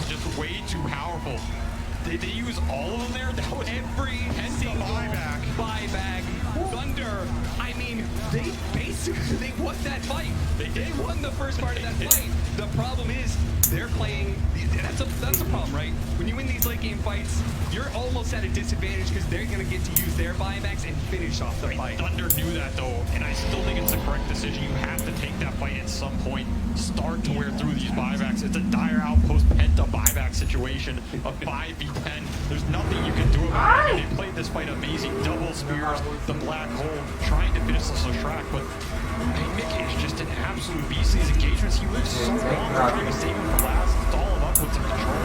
The cause is just going ham. He got cheese off in that fight at the perfect time as well. But again, 5v10. Too much manpower in the bank for Liquid, and now... Nanalo na nag-baby. Grabe si Mickey, no. Putang ino. Ang dayo ng Lustro. Magaling na talaga. Now what do you do here? I mean, Thunder, they don't want to use this buyback on the Bloodseeker. Are they willing to give up Megas? It looks like it. They say Megas, not a big deal. Buybacks are what is going to put us in a position to win this game. Tang ino, nanalo pa. Pero hindi ko sure kung maganda yung ginawa nilang rekta kanina. Yung parang pinilit nila na itong Thunder. Liquid doesn't have to take that fight. Yeah, they can wait out the buybacks if they really want to. I don't think it's an incorrect play here. Let the creeps do the work. It's almost impossible for Thunder to make a move in the next 5 minutes while you wait for those cooldowns. Like you have to rush this if you're Liquid. You're up 20k, you have the whole map. You're going to see everybody in their base for Thunder. Their lane shove is okay, but it's nothing crazy. Baka talaga napansin kayo yun sa Pancake House. Tough position for Thunder to be in, especially for players who are not TI veterans. This game is winnable. It's not going to be easy. What does Thunder do here? Some interesting decisions to be made. Try and push out the lanes as much as they can and force an engagement even into an Aegis Cheese and Refresher Shard, knowing that Liquid doesn't have buybacks and they do. But if you push that aggressively, even if you have buybacks, how do you use them correctly? You need like boots and travels and stuff, which wala na mga buyback, pero hindi pa yan sure, ha? into a situation where they're just gonna hold isang magandang black hole lang ulit. Dahil pag naubos tong Liquid, GG sila dyan. Liquid are gonna be patient enough to wait for their buybacks, or whether they're gonna try and get greedy, find a pick-off somewhere and end the game.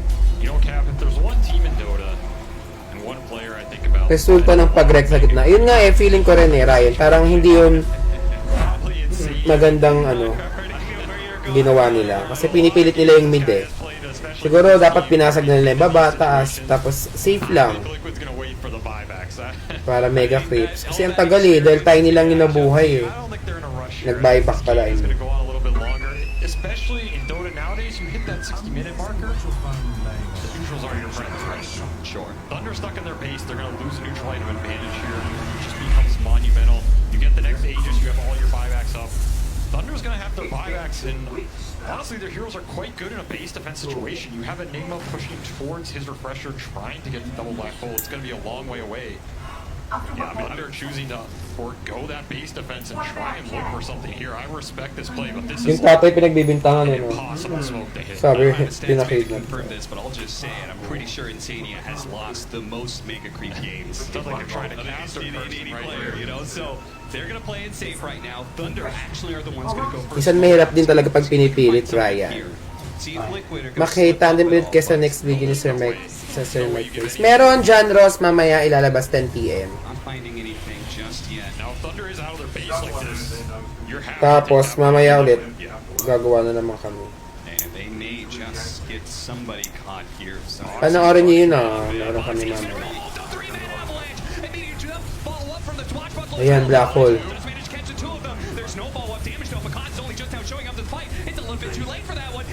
Huwag hindi makadaan. Yun, walang buyback, diba? Ako, yan na nga sinasabi, diba? Walang mga buyback. Be. Gago, ang ganda ng chain pros, B. Patay. Kasi may buyback pa yun, ah. Gagi, mukhang talo pa ata dito Liquid. Feeling ko lang, ah. Feeling ko, B. Naku po. Kayang i-dep yan. Sino magkaka-buyback? Wala, 2 minutes mga B.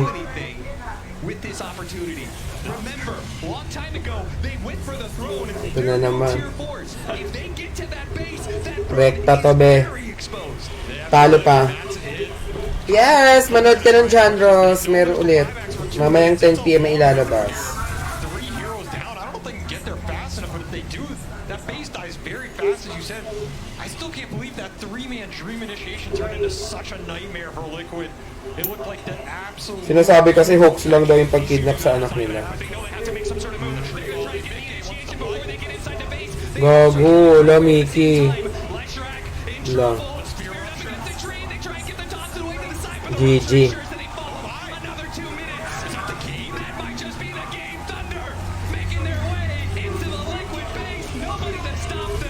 Be, i-block mo yung trips. May isa! Paano yun? Sadis ko po! GG, diba? Sabi ko sa inyo, isa lang na pagkakamali.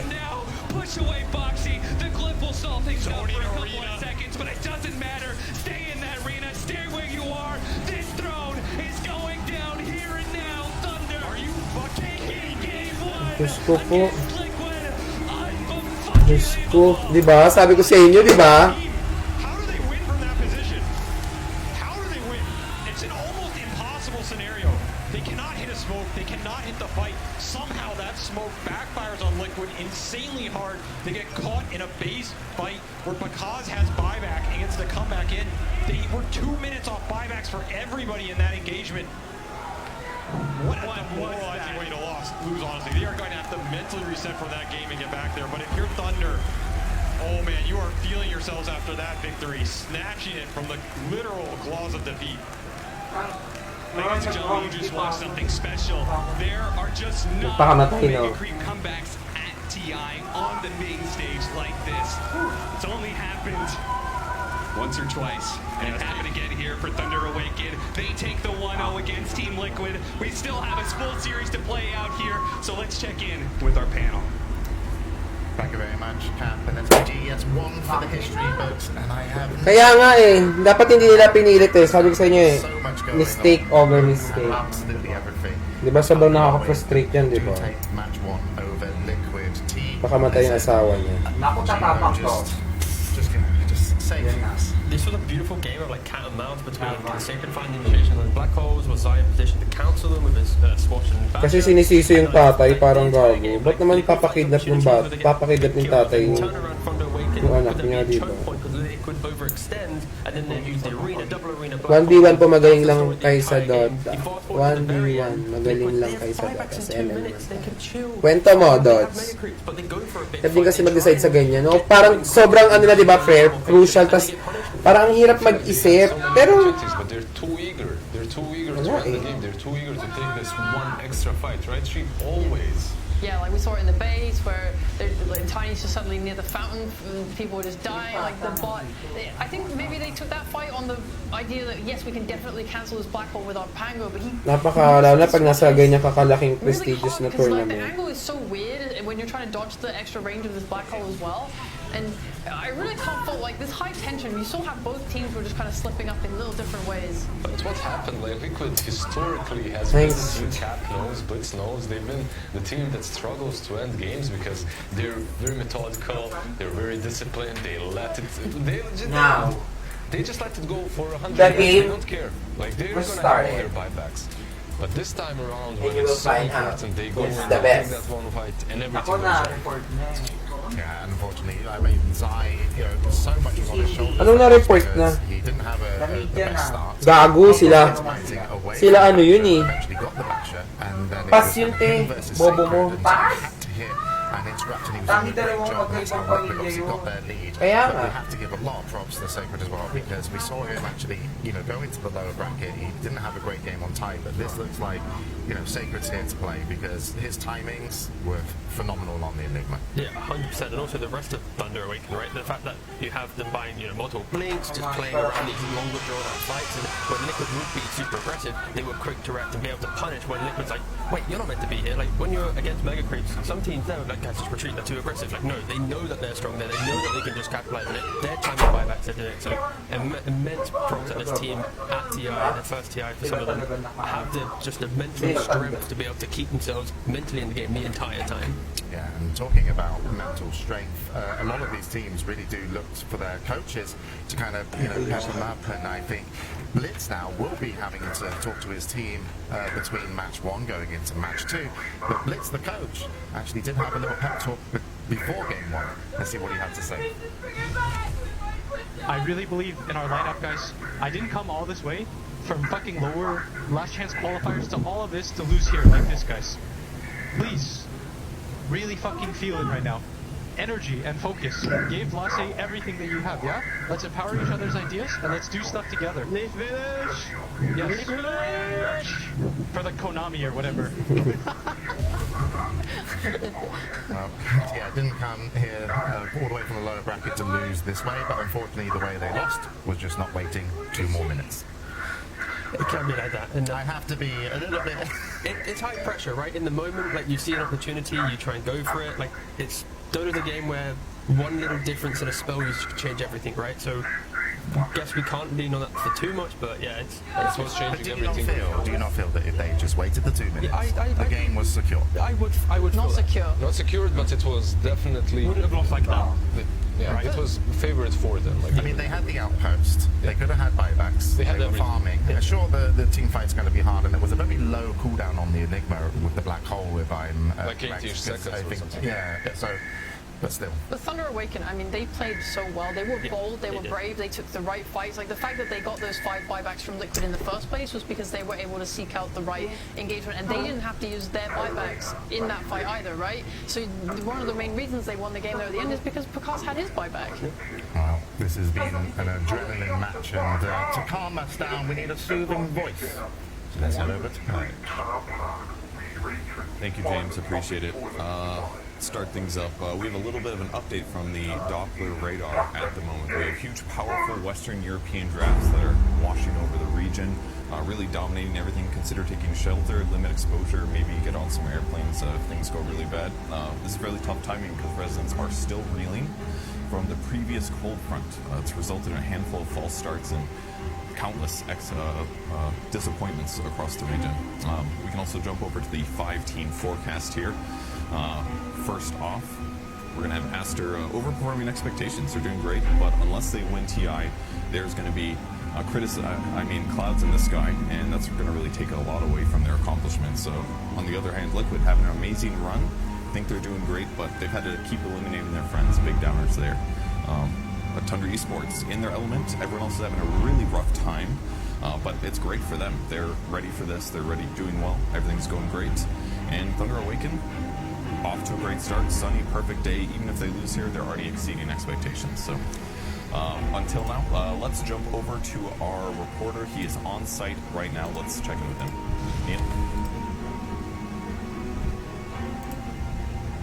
Yeah, thank you very much, Purge. Well, I'm here at the foot of Mount Velusius. It's a damn shame. You know that in years past, we often faded banners here at TI of all the teams that were eliminated. Here, unfortunately, we are now sacrificing them to the gods. As you can see, Entity has already fallen. OG off to the side. Boom off in the distance. It is a damn shame what happens to all these teams. I'm hot, I'm cold, I'm sad. It's heartbreak. It's just sadness all across the globe. LGD has fallen also. And dare I say I might see a Liquid off in the sky. I have to go, my friend. I have to go. But good luck back in the studio. An incredible reporting from the ground by Neil Tsunami. We'll get an update from him later. Hopefully he makes it through. Back to you, James. Thank you very much, Purge. Yes, a lot of TI weather here, and the teams are doing their best to weather the storm. But we'll see if Liquid will be able to come back in Game 2. But before we get him back onto stage, let's check into the arena with Slats. Hello out there. The arena's absolutely on fire after that game. It was insane stuff. We're going to get through this real quick. In one word, summarize that last game.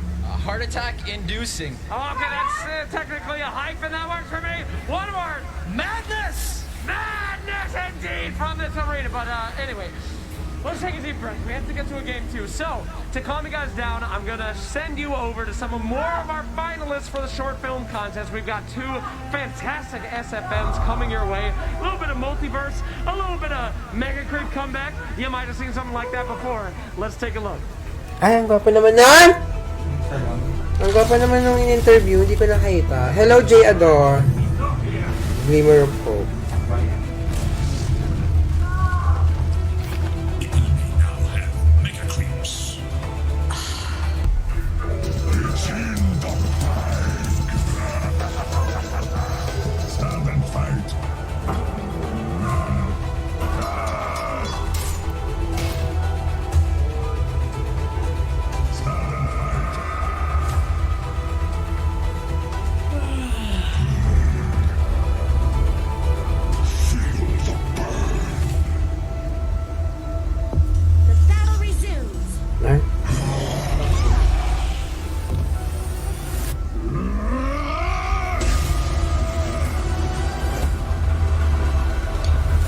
Lalabas na natin yung persona niya.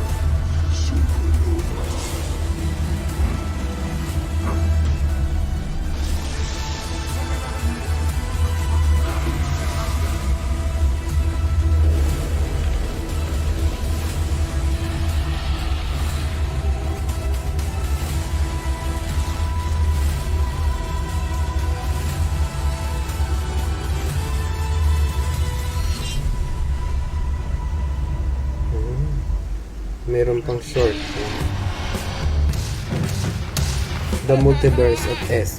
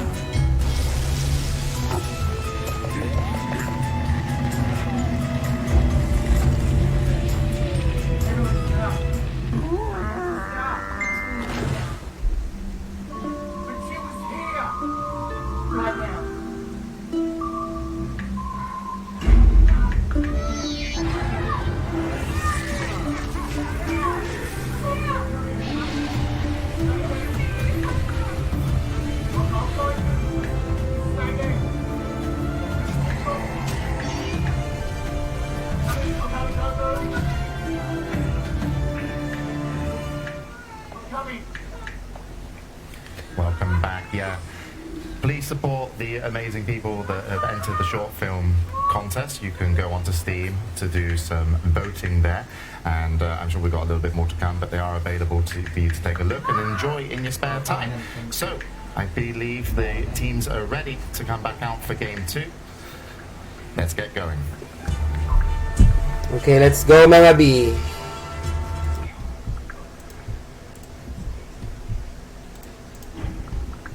Stage. They've already done what no South American team has yet done before. They made it to the top 6. They could be moving. May pa na ito. Oh, new secret. One game. They are just Si Winona Jones. an amazing example of what giving South America more slots will do. The region has developed, the players have gotten stronger, you're seeing all this representation, they're doing amazing. I'm so happy for them, legitimately, just so happy. They definitely did need some time, same like SCA, right? For these veterans to become those strong position 5s and 4s that can captain the teams. Matthew, perfect example. They needed a little bit of time, but once they got it, right, I believe they'll just become unstoppable. SCA and SC. Team Liquid had to go backstage. Blitz was watching the whole thing. Now, he's not that big, but he gives damn good pet. Yeah, he's got a good aura to it. Yeah, this is a game for Liquid at least, that losing it, you can shrug it off as, that was a bit of a blunder, right? But you can also then go, we just need to reset ourselves mentally.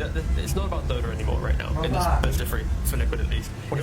It's about getting yourselves back into a position where you can think about the game logically. You're not playing with the heart and the passion and the kind of the dismay of what happened in that first game. Like a lot of teams, after losing that type of game, then rip themselves to shreds going into a game 2. But I feel like Liquid, when you have Blitz and the support staff, Jarek's Jab, the entire team around them, they'll be able to recover and just reset themselves psychologically so that this game 2 isn't going to be some Thunder Awakened masterclass on early game aggression. And it wasn't, as you say, they didn't really throw something away that was guaranteed because it didn't always look like Liquid were going to win that match at times.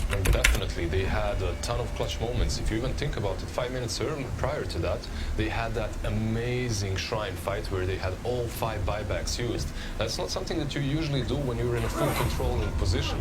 I believe that Thunder Awakened, they should be happy about the way that game went, and if they have lost, it might have broken them, but obviously they didn't lose, and the comeback might make them even stronger for game 2. Sheepo, what do you think these two teams feel about each other in terms of their team fight ability? Do we feel stronger here against our opponent, or do they feel stronger there? I have always felt much better about the Thunder Awakened early game, and last game was no exception. I think the way that they played around Psy was fantastic. They used their lane swaps. They have this Bloodseeker versus the Pango that ends up happening anyway in the other lanes. They crush him there. He takes these, they black hole him, kill him again. He goes back bot. Now they brought Bloodseeker down there. They rupture him. Like his game got so gimped, and it's like taking advantage of that, pressuring someone, putting them out of comfort is really effective and kind of halted Liquid's game a little bit until they were able to get those kind of clutch mid-game fights. Right, and do you see any kind of just between the two teams and their play styles? Oh, di ba? Hindi lang matandang yan. Kasi babae nakatayo. Di mo nakikita kung sino yun. Si yung kanina, yung wala ng anak. Ay, kaya pala kay Lev yung pangalan ng ayan, lola nanay niyang babae yan. Yung matanda. Yung pamilya nila. Oo. Gapo ng bata. Malalaman mo din. Bumabawi sila. Kala ko nga naghahanap sila ng killer. Ay, naghahanap sila ng naghahanap sila ng suspect. Basta may kita mo dyan. Di mo nakatayo sa pass na doon yung nakaiga yung babae, yan si Catherine. Ayun yung matanda.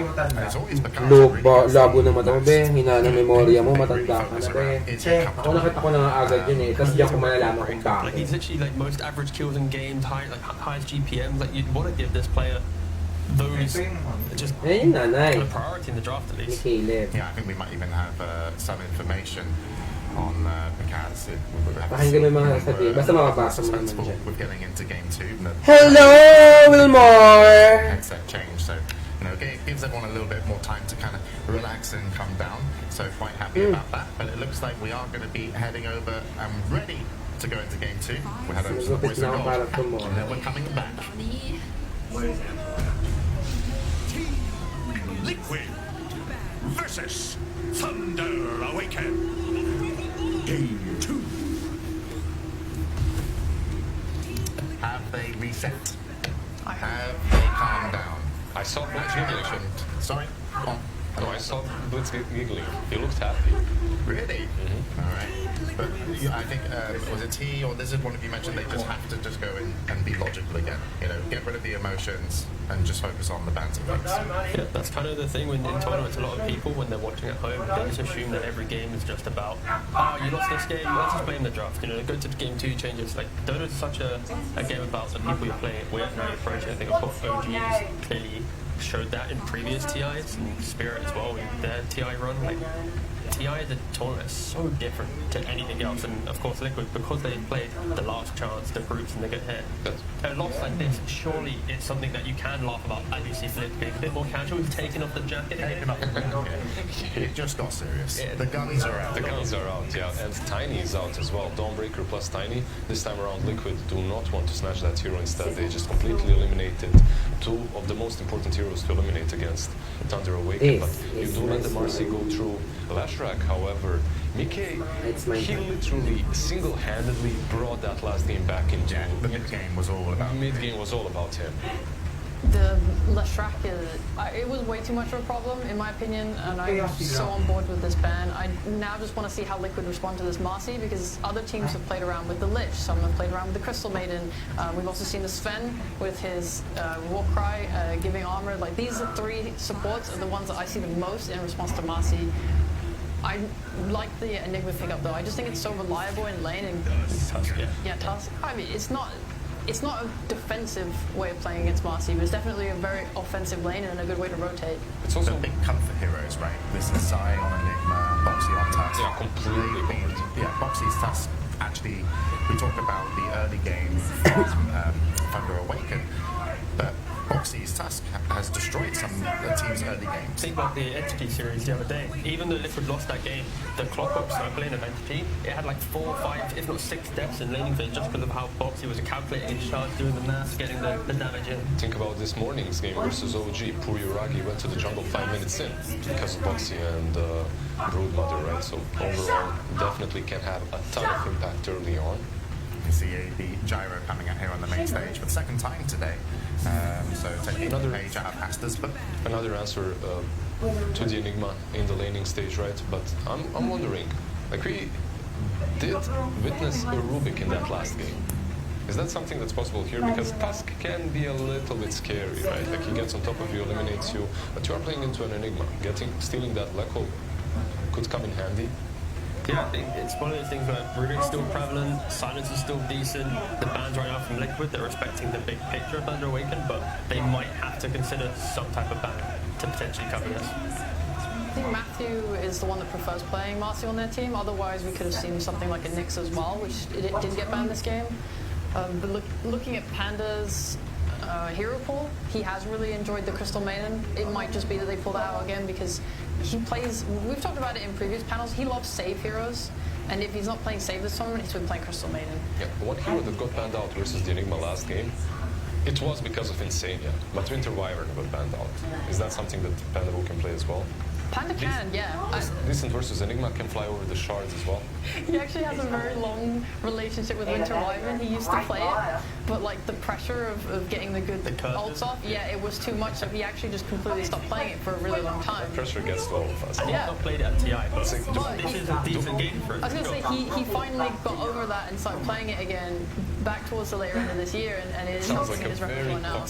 I mean, my God, my boy. I mean, I want him to play to his comfort, though. I think if it's something like, I don't want that doubt to kind of creep in of like, can I play this here? It's okay, so they're switching things up a little bit here. Enigma, I was thinking about this. We saw Tusk and Brood in the morning. We're going to see it again. And what is this? Enigma 5, right? Like they rotated to 5. That's the reason why Gyrocopter earlier today. We saw the Enigma, the Gyrocopter into the Enigma lane because, of course, the flat cannon killing off the Idolons. Pakaz is the player that played it the most times.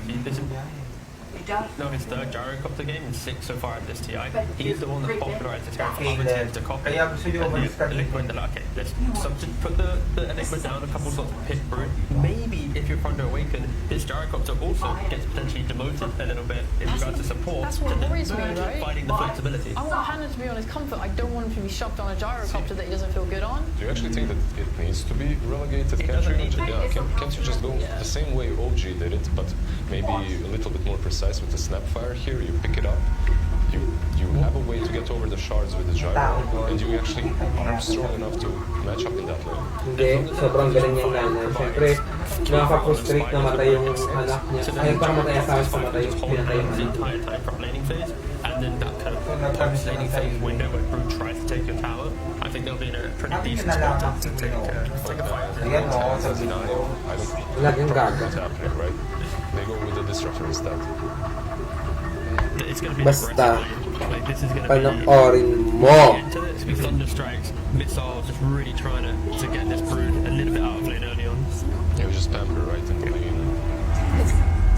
The only thing I'm looking at though is you have no one that holds the lane later down the line, and some teams have completely ignored this aspect of Brood, but it always has these downsides. You can pick heroes that fight and don't care about Brood and just try and take the fight to the other places of the map, but she will take your tier 2 for free if you do that, and when you lose that, your map becomes smaller and smaller and your net worth really starts to shrink. Well, they get that extra wall, that extra protection in the Tidehunter that you can actually position against the Brood in any lane, post-laning stage. He's just going to sit his watermelon ass in front of the Brood and defend the tower forever. Amen to that. There is obviously slight problems with that he's also your key team fight component, and you want to be able to bring him to your fights, so if he leaves that lane at all to go for a smoke move, Brood's just going to pressure tier 2 tower, and he can't defend every tower, everything, and do all the fights at the same time, so it is a lot of burden on his shoulders. And you as well, like Tide, it gives you stun, but he's not a lot of damage. Right now, like Gyro needs a lot of items to have a lot of damage as well, and Broodmother is going to rush this Wraith pack, which she's going to have around 13 to 15 minutes, and that's going to fix everything. Yeah, was an option, an obvious one as well, right? Like a hero that can get on top of the gyro later on, but also a hero that can deal with Tidehunter. Secret's response as well when Sacred played the Tidehunter in the upper bracket, he was against his Ursa lane. It didn't do too well in regards to the game, and this is going to be Liquid's response. When you have Broodmother in one lane forcing heroes to rotate there, Enigma sacrificing top lane to keep Ursa at a healthy position, the farm will naturally come to Liquid's side, so it's more on Thunder Awaken how are they going to make these early game shifts in their hero placement to be able to offset what should be a very kind of playing itself style of laning setup that Liquid have right now. And when it comes to the last picks, we're looking Pumasok siya, at laners, right? pumasok siya dun sa access room. Requirement for Thunder Awaken's last pick. Dark Margo needs to be on this like super high damagey style hero to just connect the dots right now between the heroes. They have initiation with Marcy, they have kind of team fight protection with Tidehunter, but they just need that extra little bit of something to put fear into Liquid's kind of early aggression. Is Puck too weak of a hero just because it's spell damage? It's not enough damage, I think. It's still solid a bit with the gyro, right? Like it could work, but also teams do like to get on top of Brood easily, and Storm Spirits are. Bait naman sila eh. A little bit here. Yeah. Some backrider Thunder Awaken, BKB, you just rotate to side lanes, and it could complicate the game. With the Quag being banned out, that's probably what's on Blitz's mind as well, right? Like, Quag being banned out, Batrider instantly comes into one of the possibilities, but if Bat gets picked up, then you can go with the Storm perhaps for Liquid. That's an option. One of the ways to deal with the Bat in the laning stage and later on as well. I don't need a team, like I don't need someone that makes plays on Thunder's lineup right now. I just need someone that can hold the tower fight. Like if Liquid want to come mid and push, for example, I want them to be able to fight around it. I just need damage. Like I'm so concerned about this Wraith pack timing on Brood.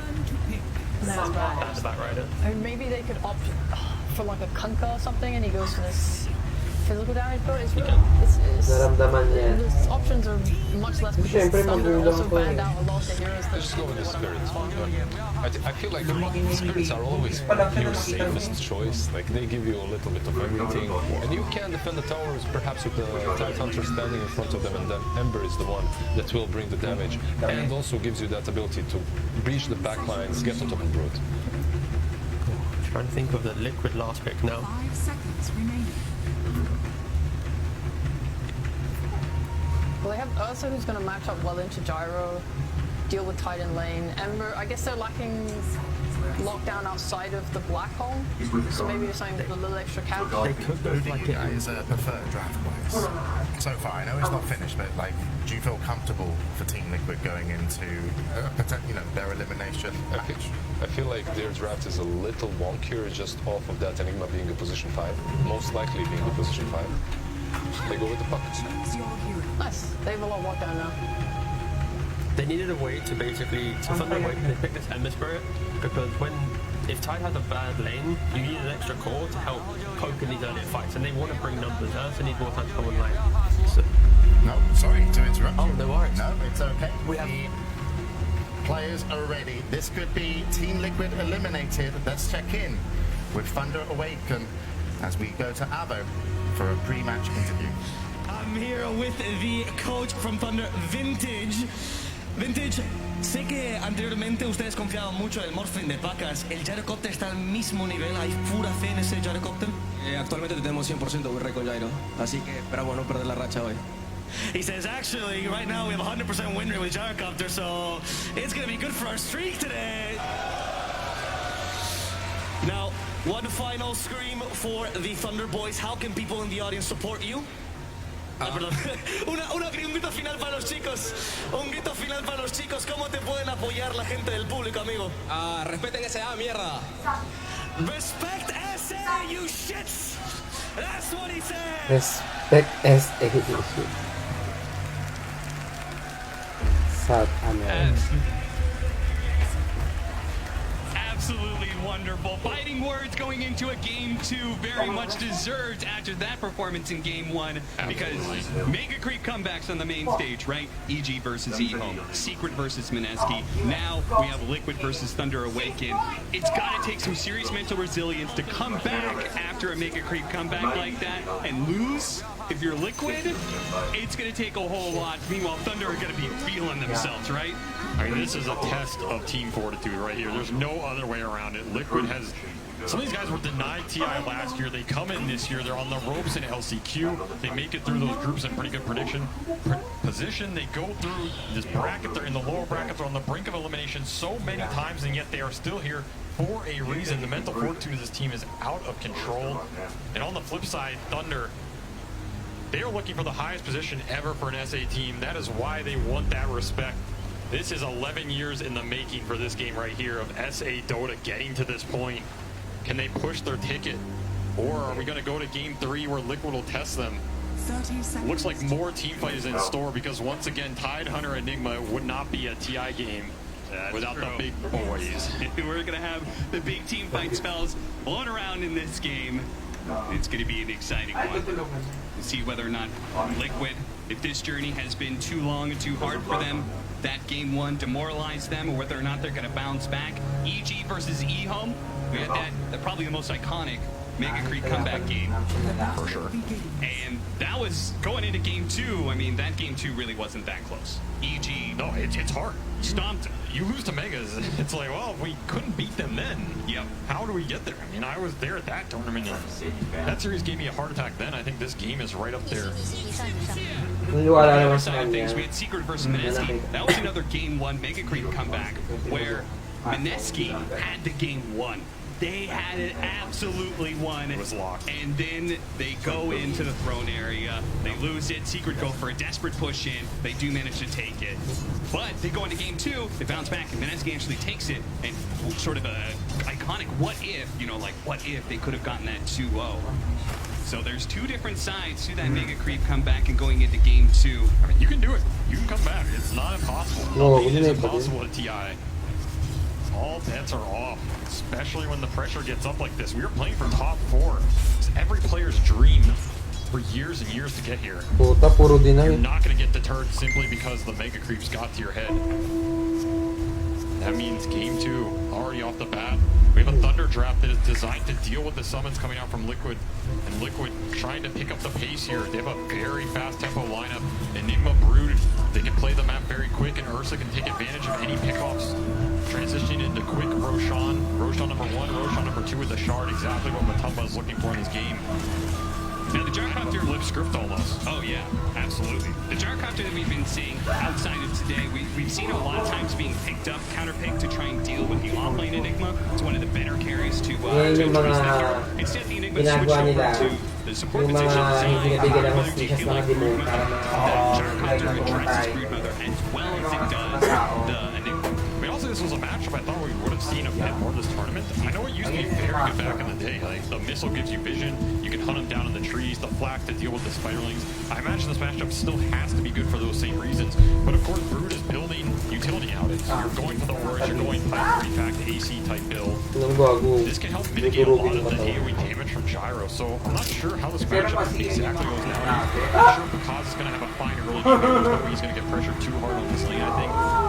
I say that, and we see Boxy has some crazy good shards and kills on the lane. But it's still open. Matumba Man really wants it here, but the damage coming out from the Disruptor dissuades him going for it, and he's going to play underneath this tower here. We're currently looking at a situation where I think Thunder is walking away with 2 lane pools, right? We've already talked about the Darkcopter. We've got the Ember Spirit versus Puck matchup in mid, which Dark Mago is doing very, very well, 14-4 right now. And it means Liquid kind of needs to get a big W out of that top lane, right? They kind of need to shut down that Titan. Yung dalawang They need to make sure that Matumba keeps farming on this lane. There's a lot of harassment coming out of this lane. Disruptor tied with the Gush build. They did this on one of the earlier series versus Secret where they put the Maiden up here just to guarantee that this tied Ursa matchup does not go poorly for them. The shard, it landed, you said. Boxy's been on point with this one, and it almost brings him down here, but Zai actually stumbles a little too far forward. Marcy uses her dirty advantage to toss him into the tower. Matumba Man, though, he's having a hard time dealing with this. The Gush and Thunder strikes. They spot him in the trees. They're going to be able to get one more round of Gush, and the last hit comes in. Pandamoo takes the first blood. Better to go to the Disruptor than the Tide, who had to use a lot of his resources to get it. Oh, what a stun from Matthew on the other side of things. They actually throw out the shard. They're going to try and lock in Matthew. Zai, though, he's not going to survive. Oh, he does! That final shot did not come out from Picaz in time, and Zai lives through it, so they kill the support. And Picaz is actually a little bit low, too. Boxy. Oh, is he going to cut the creep wave, or are they going to try and keep Picaz under the gun here? It looks like they're going to pull it back, reset the equilibrium, make this lane even more awkward for Picaz. I don't think Picaz was too sad about getting all that solo XP, but definitely setting Marcy back quite a bit. Yeah. Liquid supports having the better exchanges here. Zany also just denying farming up with that Basilius. As long as you don't die early on the support Enigma, you're going to be pretty happy going into the mid game. You can farm a decent amount, scale, perhaps the that gets damage with Matumba Man. It's going to have to hop out here. Yeah, this is the downside. Enigma is not helping you much in these trade situations. Tinawag na yung pangalan niya. Feeling it right now. Yeah. He's going to live for now. The Gush. It's up. He can pop it. He's going to be able to take away the Salve. That is just as good Yung as sinabi sa kanya. Now Matumba has to tank all these waves into the tower too. He's missing range creeps. Rough CS start for him. Meanwhile, Dark Mago, he has been owning mid in this matchup. Yeah, he's up almost 400 net worth, decent amount of CS. This is Ember favorite for the lane, and of course, once you get into that mid game, the coil has a really big window where you can punish this Ember Spirit. That's what Liquid's going to look to do. Big question to me is, do they have the damage fall off with the coil? Like, Enigma is not going to provide much for it, and it kind of comes down to Boxy. Just why this start is super important for him. And on top of Picaz, they're going to try and disrupt some of the damage coming out from that battery with the snowball. Zai life stealing a decent amount.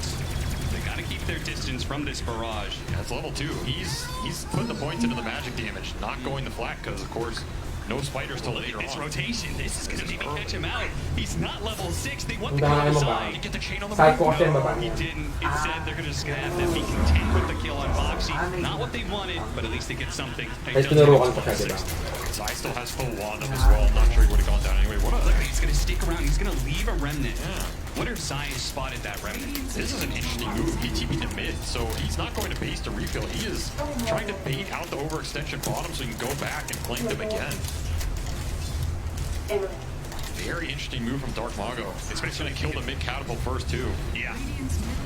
He'll sacrifice the rune for this. Regen into Mikkei's hand, but Liquid has to think about this bottom. I also wonder if it's just a backup plan. I don't think Thunder want to get... If they don't want to feed more kills to this Brood Tusk lane. It's a very dangerous duo.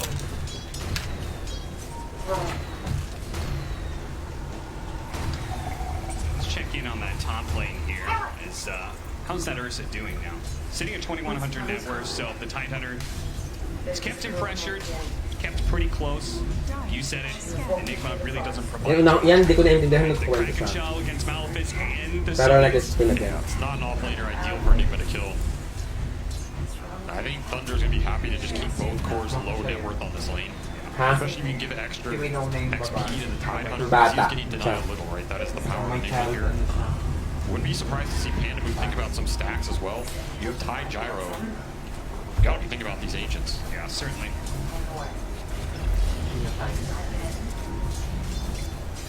Trying to take as many of the hard camp creeps as possible.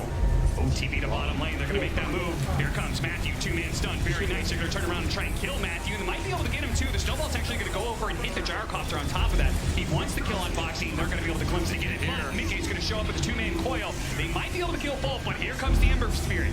Can they finish off Pecans in time, or is Dark Mago going to be able to shoo him away? Doesn't get the chains. Only lands on creeps there. He's going to be able to protect his gyrocopter. The all-important Pecans carry will be safe. You can see how much Thunder's thinking about these turnaround bottom. They do not want to let this Brood get out of control too early. They don't want to let him abuse Pikazu, who doesn't want to have to buy too much regen. It's the stun, but they get the slight chain. With the damage on the rocket barrage, they got him. Mickey was going to be able to come back in eventually, but it's Thunder who struck first. The gyrocopter still dies, though, so 1-for-1 trade-off. Mago. They've got a glimpse. No snowballs, so Boxy is going to be repositioned to a bad spot. They are getting some decent orb damage in, wearing on him. Boxy with the raindrops, staying alive, sliding back to the tower. One more slide should be able to finish him off. He actually gets silenced. He's going to have to dive in. Gets the snowball dodge. It goes off. He goes back in, throws out the shard. Boxy will eventually die, but now Dark Mago has been put into a position where he may be chased out. His Zai's going to try and run him down. He has no more mana. Dark Mago, the orb's going to catch up to him, and he's going to fall underneath the tower. Because is now here, though, and Mickey has already used his jump. He's already used his phase shift as well. An orb is coming up in a second. He's going to throw it over to the side. Phase shift out. Double kill there. And Stadium now showing up with a Malphite at the top of the coil. They get on top of the gyrocopter. Picard thought he was showing up to clean up on the team fight, but instead it's going to be Zai with the ultra kill. Liquid putting him to sleep in this bottom lane for Ted. Absolute beautiful skirmishing from him in the early game. Insania turning up is just the cherry on top. Extra XP for this Enigma. You'll take it every time. Puts it into a little bit of a tower push, and of course, a lot of those teleports for Thunder are going to be on cooldown now too, so they're going to have to send Tide Hunter down here just to defend this. And Picaz is going to have to make the long walk out of base. Not ideal. Teleport for Dark Mago on cooldown for 70 as well. Liquid got everything out of that engagement they won. And even more so much space for this Ursa on top now, right? Matumba gets to catch up. He gets free solo XP because Enigma went bottom. A dream scenario in this early game for Liquid. Oh, they gotta be careful here. This is Broodmother territory. You're crazy to come out here. Matthew, he's gonna be chased down by the spiders. Will eventually become one. Inside gets his way. The last web, the chase underneath the tier 2s. The armor in the region is not enough to protect him. Well, there comes indeed. And this game is it's accelerating fast. Remember, this Liquid draft, it can convert on the kills very easily. But once Matumba gets lifesteal, he's routed Panda Move. Matumba Man there on the side is going to be able to easily clean up. Glimpse to help Matumba farm. Yeah, it's early game not going Thunder's way at all. Liquid striking back. Mega Creep come back. We're going to take it to you. I think this is exactly the kind of thing you need to be able to wash the taste of that launching game 1 out of your mouth. You've got to be able to take an early advantage today. Guys, we got this. They're up by 2K right now, but we still have some answers, right? Thunder, we talked about how the gyrocopter and the Tide Hunter are good at being able to address the Broodmother. They're going to be able to hold this safe lane tower for a while. Sacred is going to be a rock in this game. It's hard for them to run into him.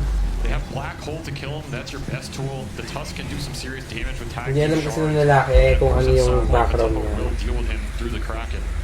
But for right now, he is pretty formidable. Zai's just going to trade farm with him, pull the waves. Be happy getting super fat down here, which he is. Full hood coming out. It's going to be an early pipe for this Brood.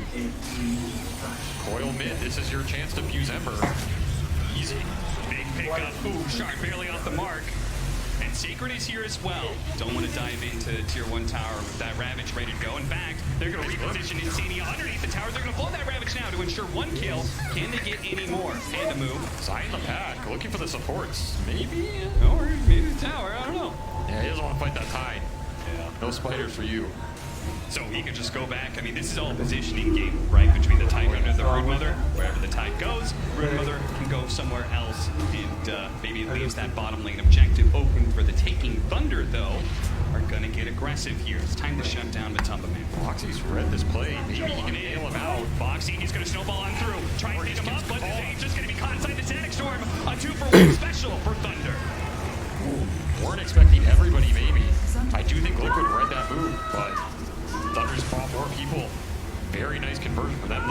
only place on the map they can feel confident fighting, especially when Ravage is down, because Sacred is on Brood duty as much as he can be.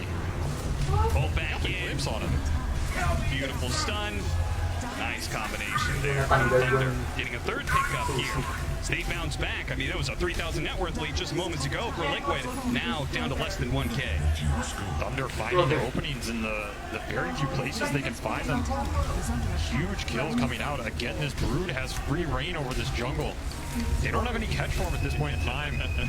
Those spiders, eventually, they're going to take this tower. You kill them as many times as you want. She'll be back with more. Nice little pinata right there. Yeah, that's true. Radiant's bottom tower is under attack. This game stabilized a lot in that last minute. I could have seen it getting out of control, but now Thunder's going to be able to defend this mid tower for a bit longer, staying on 160 HP. Zai will continue to try and send the spiders behind backdoor. This mid tier 1 is super vital to the Ancient control, which they want to keep up for Gyro. Gyro has very specific farming patterns. You cannot move too much early map with this hero, or that black cannon does not go to work. I think it's super interesting. Pushing into him. Just now takes this tower, right? It almost seemed like he just left this safe. That tower's irrelevant, right? Because he's playing behind it anyway. It's just a free gold. It's hitting. Oh, big whip there in the black hole. Doesn't get it. Foxy gonna try and bail him out after that one. The Static Storm does land on 2. They may have gotten the kill on the Marcy, but now the rest are here to be able to clean up. 1, 2, 3. Parang yung ano, black hole. He's gonna try and hop his way out of here, but I know there's no way out of this one. Matuma, man, he's gonna be chased down by Dark Mago. He turns around, throws a few swipes in the air, but a 1-for-3 exchange to the favor of Thunder. What a beautiful Static Storm. Liquid just overextending into that. Of course, the black hole missing doesn't do him any favors. Thunder, again, they're always going to bring their care into these types of engagements. Because will join every We know not Jones. Gyro comes down on top. Beautiful chains to keep him in it. The exact right Thunder one. Didn't even have to expect. Yung ano doon, Ned, yung sa PC, nilinis mo ba? Oo, hindi, maraming ano doon, kala. Now Sacred, well, he's tanky, but he doesn't really have any health. Pakakalat ng PC. Here, perhaps the Glimpse is going to be able to buy him a little bit of space. Zai's having a hard time. Another round of spells coming in from Gago DK, though, na. and the orb should be enough to get that kill, and maybe even a little bit more. Bad-tasted. He's a god. Yeah. Beautiful play by Mickey. Hello, Rexet. Dito ka maglaro, Amel, pag umalis ako, ha? Baka mamaya, nandun ka nakakulong ka maghapon sa kwarto. And of course, the kills lead to Roshan. Matuma claiming it early here while they're skirmishing. Zai, he wants to be able to get over here. I don't think they have some webs to be able to fight in this area. Insania is going to pop over, doesn't have the black hole, just throws out the Malphus, but he's dead. They created the space to get the Roshan. It cost them their captain. But for now, Liquid will be able to retreat with the spoils of Aegis now on the earth. You can see Liquid's idea about this game. If they ever break that triangle, Brood has the other side of the map, there's nowhere for Gyro to go. If that happens, Thunder has absolutely no map, and their heroes are not mobile enough to get to the other side or split push this game too heavily yet, until Ember's online. So Thunder are always going to bring everybody to defend that triangle. Once they defend, they can make a move. They're trying to find something down here, but Brood is a stealthy hero. Good luck, my friends. And that idea of like how they want to be able to close out the map is why it was so important for Thunder to have those little moments where they clawed back that net worth advantage that Liquid built up. Now they have to do it again, though. Yeah, imagine they didn't get those skirmishes. This game could be over by now. Yeah, this is how explosive this Liquid draft is. You lose one skirmish, you lose one fight. You're going to lose 3 to 4K off every one. Zeratic looking for the coil. Clean play, and Dark Mago shows just that. Breaks the aggression of Liquid, jumps to the other side, looking for the power rune. Sadly, it's not there. It's going to be a free pickup for Liquid. Ay, grabe ka naman, Jeng. Wala eh, no choice din sa pagbitaw ng black hole eh. Dark Mago's not in his top lane. He's not split pushing, trying to draw Liquid away from the center of the map. Very defensive formation from Thunder here, just trying to protect the Gyro's farm and get him to that Ags where he will really accelerate. Do you agree with this concept? Do you think it's better just be playing super conservatively right now? He's worried about this coil. This coil setup is just so scary for him. He has no defensive capability against it. Ravage on cooldown, finally up.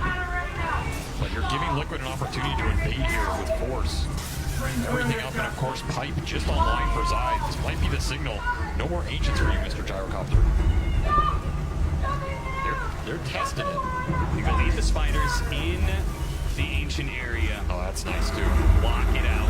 Don't let him get any more stacks up. They're going to try and deal with them. Actually doing it to kill it, but Marcy's still in the area, so the hard camp spawns, but not the ancients, and that's a more important one. Don't have to invade it if there's nothing there to invade. Yeah, exactly. Play from Liquid, now they're going to find a big pick up if they can get it. Chain stun while response. Yeah, he's completely surrounded. Thunder had been so worried about dealing and trying to open up this triangle that there was no one to help out the cause. Oh, a rupture into a static storm. That's exactly what they're going to gun for here. But they've got to be careful of the lifesteal. He also has the Aegis, so they don't want to overcommit to this too much. But Tubman's going to fight back. The slow and Dark Mago, he's not able to get very far away with that remnant, but they will manage to make it out. Off the enrage, he's automatic. He's being burnt out. The coil as well on top. Dark Mago falls. There goes the first life of the Ursa. The coil about to finish up. They're going to run down Matthew pretty easily here. The Titan Hunter is also very low. Nice one. Ayun, gandang black hole. Commit, get the kill. They have to run away from this tier 2 tower with the clip going out, but everyone does survive on like Link revealed to cement the kill. Of course, Gyro dead that whole time, cannot sway that fight. And Liquid just abusing the map control right now. That kill on Gyro top at the start of all of that, that's because he has nowhere to go. His Ancients get blocked, his jungle's taken over by Brood. Because has no room to play this game right now, and Thunder know it. That's why they're trying to trying to find that 5-on-5. Liquid just playing it super smart, not giving to him, opting for these skirmish type engagements where their heroes shine. But Tamba knows there's no damage for him here. It just takes way too long to bring him down. He has Aegis on the back of it. And that diffuser inhibit, he blows on Dark Mago.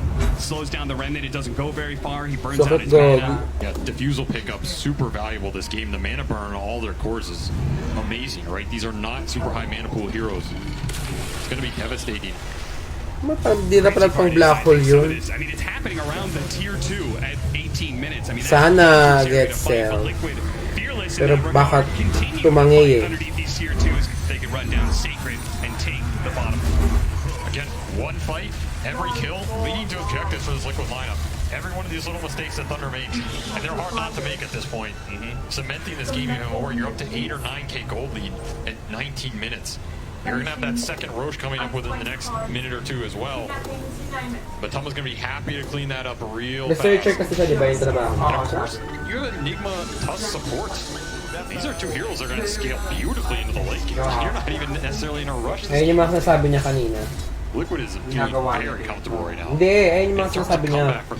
Kanina tinatanong You have this Gyro Axe, but Axe is only as good as the camps you have to farm, and he still doesn't have many. Zai is just continuously blocking half these neutral camps, scouting with the spiders. Doesn't even have to show his hero.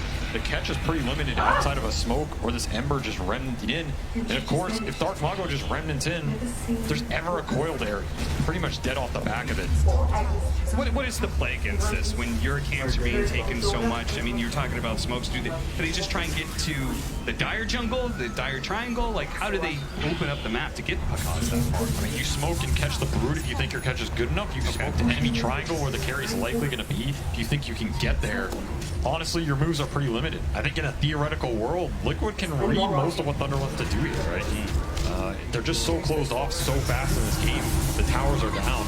I mean, there's only one space you can be. Ayun yung sinasabi niya kanina, yung strawberry na nilagyan na. The Spiderling's constantly going. You see every like 30 seconds or so, they're going to show up in the triangle, they get a little information. What's going on here? Oh, that's because farming. Oh, there's a Tide Hunter sitting in the river. So they will always get a pretty early warning sign if many heroes are missing on the side of Thunder. But the onus is on Liquid to continue to get these pickoffs that they've been getting before, and you can see Mickey wants to set something up here. No, they're actually TPing into mid. They see, what do they see? I mean, they saw him top, which means time to invade the jungle, right? Okay. Looking for this Ember, saw him on this mid ward. Oh, does have an illusion rune. Maybe some dodge potential here? Yeah, possible. He's going to have to do a lot because he's going to be coiled. So he immediately pops it, tries to get the bounce out with the Static Storm. It is going to be a big bailout here as the stun is going to be on Voxy and keeping him chained out. It does allow Dark Mago to get away. Great reaction from Thunder. A full reaction from them. Again, got to be careful about those smokes, right? Thunder can only be in one part of this map. It's pretty much triangle and they're tier 2 mid. That's not the area you want to fight. Mickey identifies it very quickly. If you get that kill and get out, you're pretty happy. Forcing reactions, not too bad. As long as you're farming elsewhere on the map. This is where Insania being top is actually very vital for Liquid right now. because he's making Hello, sure Lance. his team Congrats, gets Black more is out of this map than international. Thunder, regardless of what's happening around that tier 2 mid. And he's scaling. He's pushing to BKB right now. Siya pumatay, Like, boy. he's gonna have very fast blink BKB. This is not the raid pack Enigma from offlane. This is just, Kasi nga, I'm gonna blink parang your sabi siya sa BKB and PN pull you. siya. And what's your Psycho answer? siya to. There is no answer in this game. The only answer is very late game when Gyro has bad satanic territory. You just tank it. Yeah. Like you're tanking a position 5 Enigma's black hole. Yeah. It's not even that amazing here. So Insania is cruising to his timings in this game, and that just makes it harder to contest the Roshans as well. Like if he gets to BKB before this Rosh spawns, which looks super likely, can you even take that fight if you're Thunder? And if you don't take that fight, I don't know if you're winning this game. It becomes very difficult. Yeah, it certainly sounds like no matter what's kind of happening here in these small little skirmishes, these little moves that are being countered and stuff, it feels like Thunder may win some small little battles, but they're losing. I mean, I think theoretically Dark Mago. Okay, sige, tawagan ko siya. Di sa FB niya. A little deeper and get away before Puck finds him, before Enigma can black hole him. Hindi, baka wala na yung number niya eh. Yun lang siguro, baka nag-stream siya eh. Tawagan ko lang sa FB. He's not even close to BKB. Like, this Ember is basically farming nothing right now, right? Yeah. And that is a sentence. Barangay Concepcion? Immaculate. Okay, sige. Got the raid back on the Tidehunter. It's probably a big reason why they're smoked up right now, but they're not finding anything. They go through the Radiant jungle, but Team Liquid, I'm not sure. They must have just made the read off as fighters. They're playing pretty defensively. In fact, it almost looks like they're going to go for a smoke of their own. So Thunder, if they try and push into this mid-tier 1 tower, it could be a dangerous fight for them. They've got the wards on Tusk, and they've got BKB on Enigma, so uncounterable black hole here. There goes the coil. A no BKB Ember Spirit, susceptible to so much here. If they can stay on top of him, burst him down before he gets the Gago na buhay pa. Golden Black Hole. Yung sa niya. Goes out, but the Rage was already down from Matuma, and he shrugs that one up pretty easily. Now pops the BKB. Thunder, they need to be able to break open this fight now. And blowing the buybacks like this, it is a must-win. They need to be able to get a pick off or two. It's going to be the glimpse on his side, keeping inside. Zany comes back. They have to get this Broodmother kill. Matthew actually picks up the kill onto Insania. At the same time, Boxy gets run down as well. They tried to bail outside, but actually feed some extra kills over to Thunder, and a slight change that is barely off the mark. Little unlucky there. Didn't get the puck. Maybe still get the touch though. His bonus and rage and his BKB can slot him. Get the glimpse. Pull him back in because it's ready to go to clean up the kill on the carry. Absolutely huge kill. They get the streak gold, almost 1,000 to Makaz. He is so far ahead now. And of course, Roche spawning during this interval. He just sat there and turned it the whole fight. He's getting sidekicked on top of it, something we didn't mention, but yeah, that flag plus a sidekick is absolutely deadly if he goes unchecked. Yeah, sure, it's a satanic. Exactly, build your own. I mean, that black hole is beautiful from Ang ganda sana ng Black Hole kasi walang everything going right. Ang layo nila eh. Because he's in the back. Double buybacks for Thunder on their supports to push it through. Yeah, look at him. I mean, the 3-man black hole looks so pretty, but Bakaz is totally uncontested here this entire time, as is the Wraith pack, which is negating so much damage there. These are two Thunder supports. They come out, the buybacks can still high impact. Yeah, the glimpse, the rebound, the positioning, and stuns can make sure Bakaz can hit people. And there's that flag sidekick just going to work. It's something Liquid has to think about. Now, in the end, Dark Mago does end up dying. Big Game jumped back in and claimed that kill, but obviously it was still a huge win for Thunder, who, I mean, even if the network lead is still 10k after that, they stopped the bleed up, right? They got out on the map, they got some big farm, they got the Gyrocopter to his next progression of items, and our Ember Spirit, does he have the BKB yet? That could be a serious game changer considering the way they're throwing that coil at him. Yeah, he'll get it in 200 gold. Now he's being able to push bottom lane a little deeper. Of course, the trade is Roshan. Thunder could not claim it after that fight. So Matumba's progression still going to be good here. BKB, Aegis, and Shard to the Fuzzy Wuzzy. He's a lot tankier than before. But perhaps the biggest thing out of all that is Makaz lived through that too, right? Yeah, sure, this win percentage is 20%, but this is a draft designed to function around that one hero with the flat cannon, with sidekick, going to work, dealing 90% of the damage. This game is just, if Makaz gets checked, the team fight falls apart. If he has free reign, these fights are a little closer than the net worth shows. It's going to be the ultimate hard carry setup for the player who's probably had one of the best carry performances at this tournament. And this this year in general. I mean, honestly, I think you just black hole him. Yeah, I don't know if you have to feel too pressure to black hole much else in this game if you're Insania. Sure, if he's elsewhere on the map, you see the freebies, you take it. But it seems like you just black hole the gyro all in him. Where's the fight after that, right? Speaking of... well, not black holing much there. Insania. Nakabawi agad. Diba? Bawian lang yan, be. This is the type of thing Thunder wants happening when they're in this position as opposed to earlier. They don't want to all just be clumped around mid. They want the Tide to be able to deal with that. They want the Ember and they want the Gyro out on the map. He's somewhere cheeky. Pushing some deep side lane, farming enemy side of the map. Now that you have BKB on this Ember, he's a lot more confident to do that. The Kaz can do it with backup. All the way to Daedalus now. This gyro hits hard, man. Zai, he's been working down all of these towers. You saw early on, he was working on that mid tier 1 tower. Now he's actually trying to take that mid tier 2 and take over more of that triangle like we've been talking about. Yep, still sending the spiders, and he's actually going Ags on Brood this game. Just like we saw him do earlier today. He just prefers it, likes the playstyle of having these snares in the back, rooting supports, rooting Ember when his BKB is down. Yeah. They're super obnoxious, man. Yeah, we actually really didn't get to see that Aghanim's put into play too much in that last game. It felt like he came in at the tail end of it, but we'll definitely be able to make use of it in this game as Thunder... They were holding on for a while here, but Dark Mago going to be jumped on here. Going to keep the chain stun. He's got the illusion to be able to jump away. Nice pickup. Illusion runes save lives. It's done it once and twice now. I mean, he's lucky Skullbasher decided to save his proc for later. Yeah.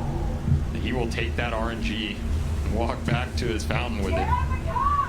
Thinking about who's luckier today. Seems like I.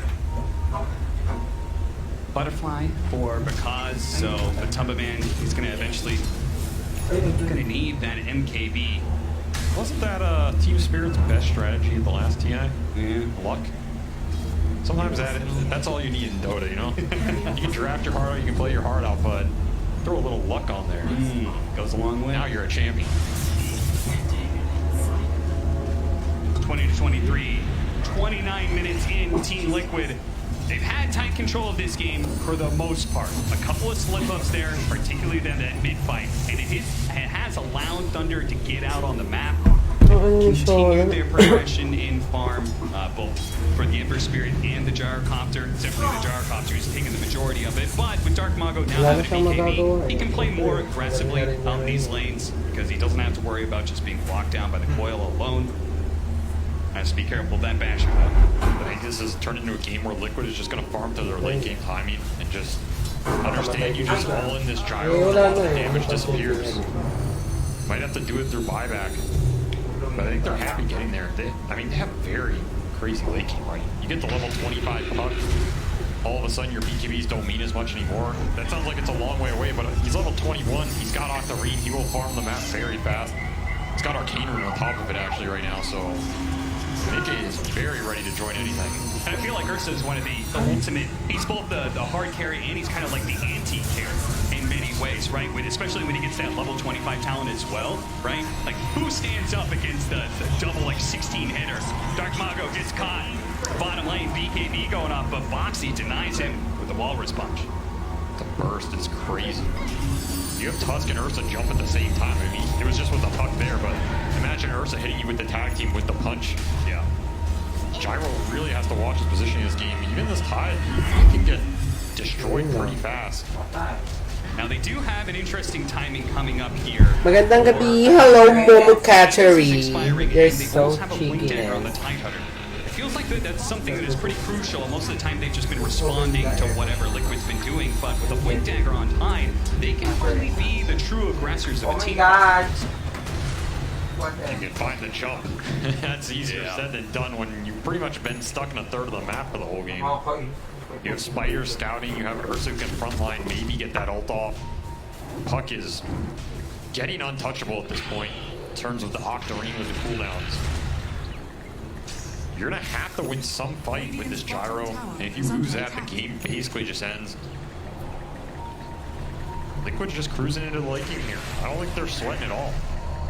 Aeon disc up for Mickey as well. Can't even really jump him anymore.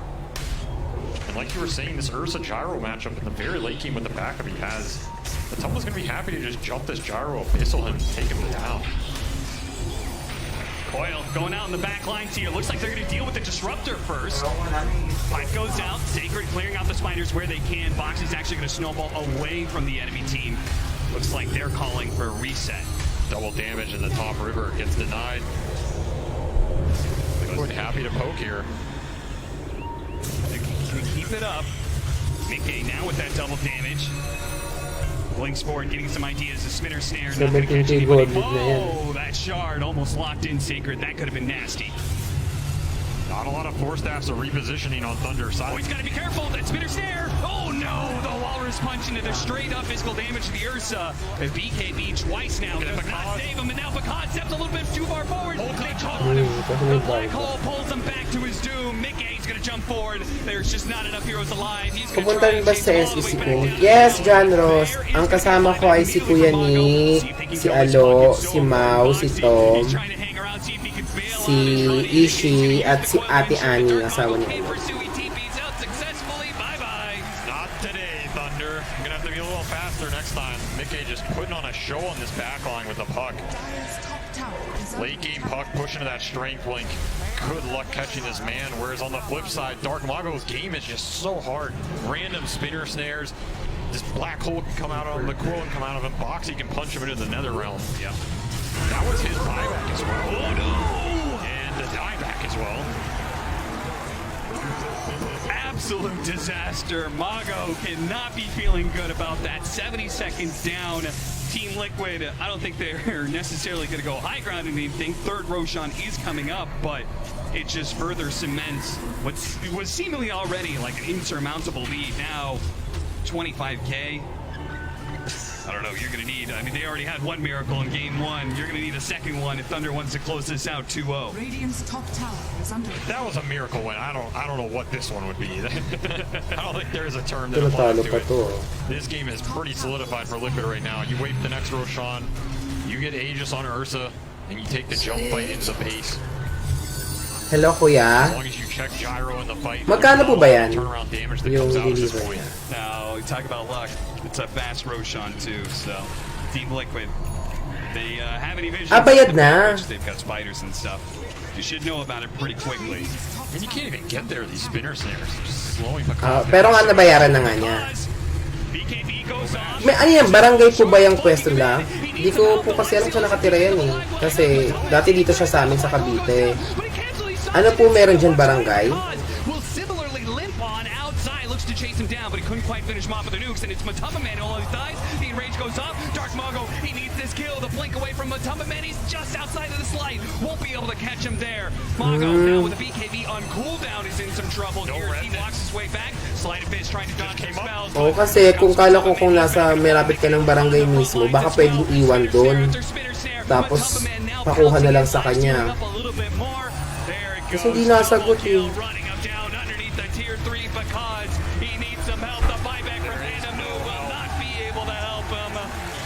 Is game 3, I believe.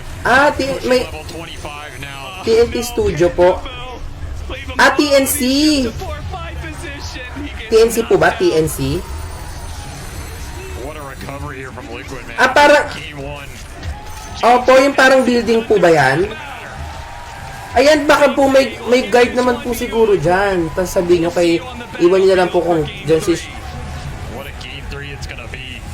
That was just the complete turnaround. Everything that game was, ayun. the closeness, this was... Oo, kuya, pasensya na. Kasi baka nakatulog din. Ewan ko dun. Kasi sabi niya, di ba sabi niya update mo siya kasi hindi mo nag-reply. Sige, pasuyo na lang, kuya.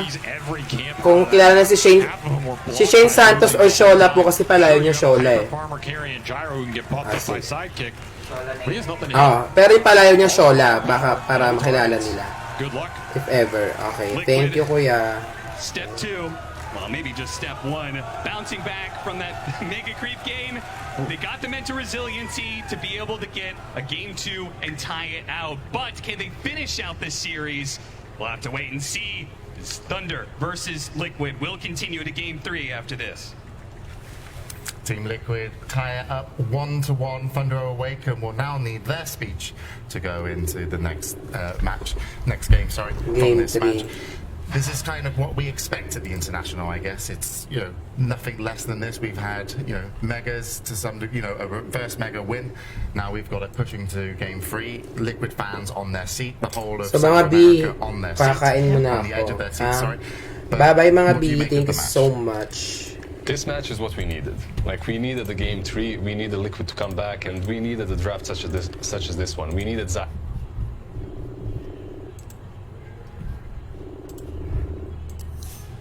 Para magagol.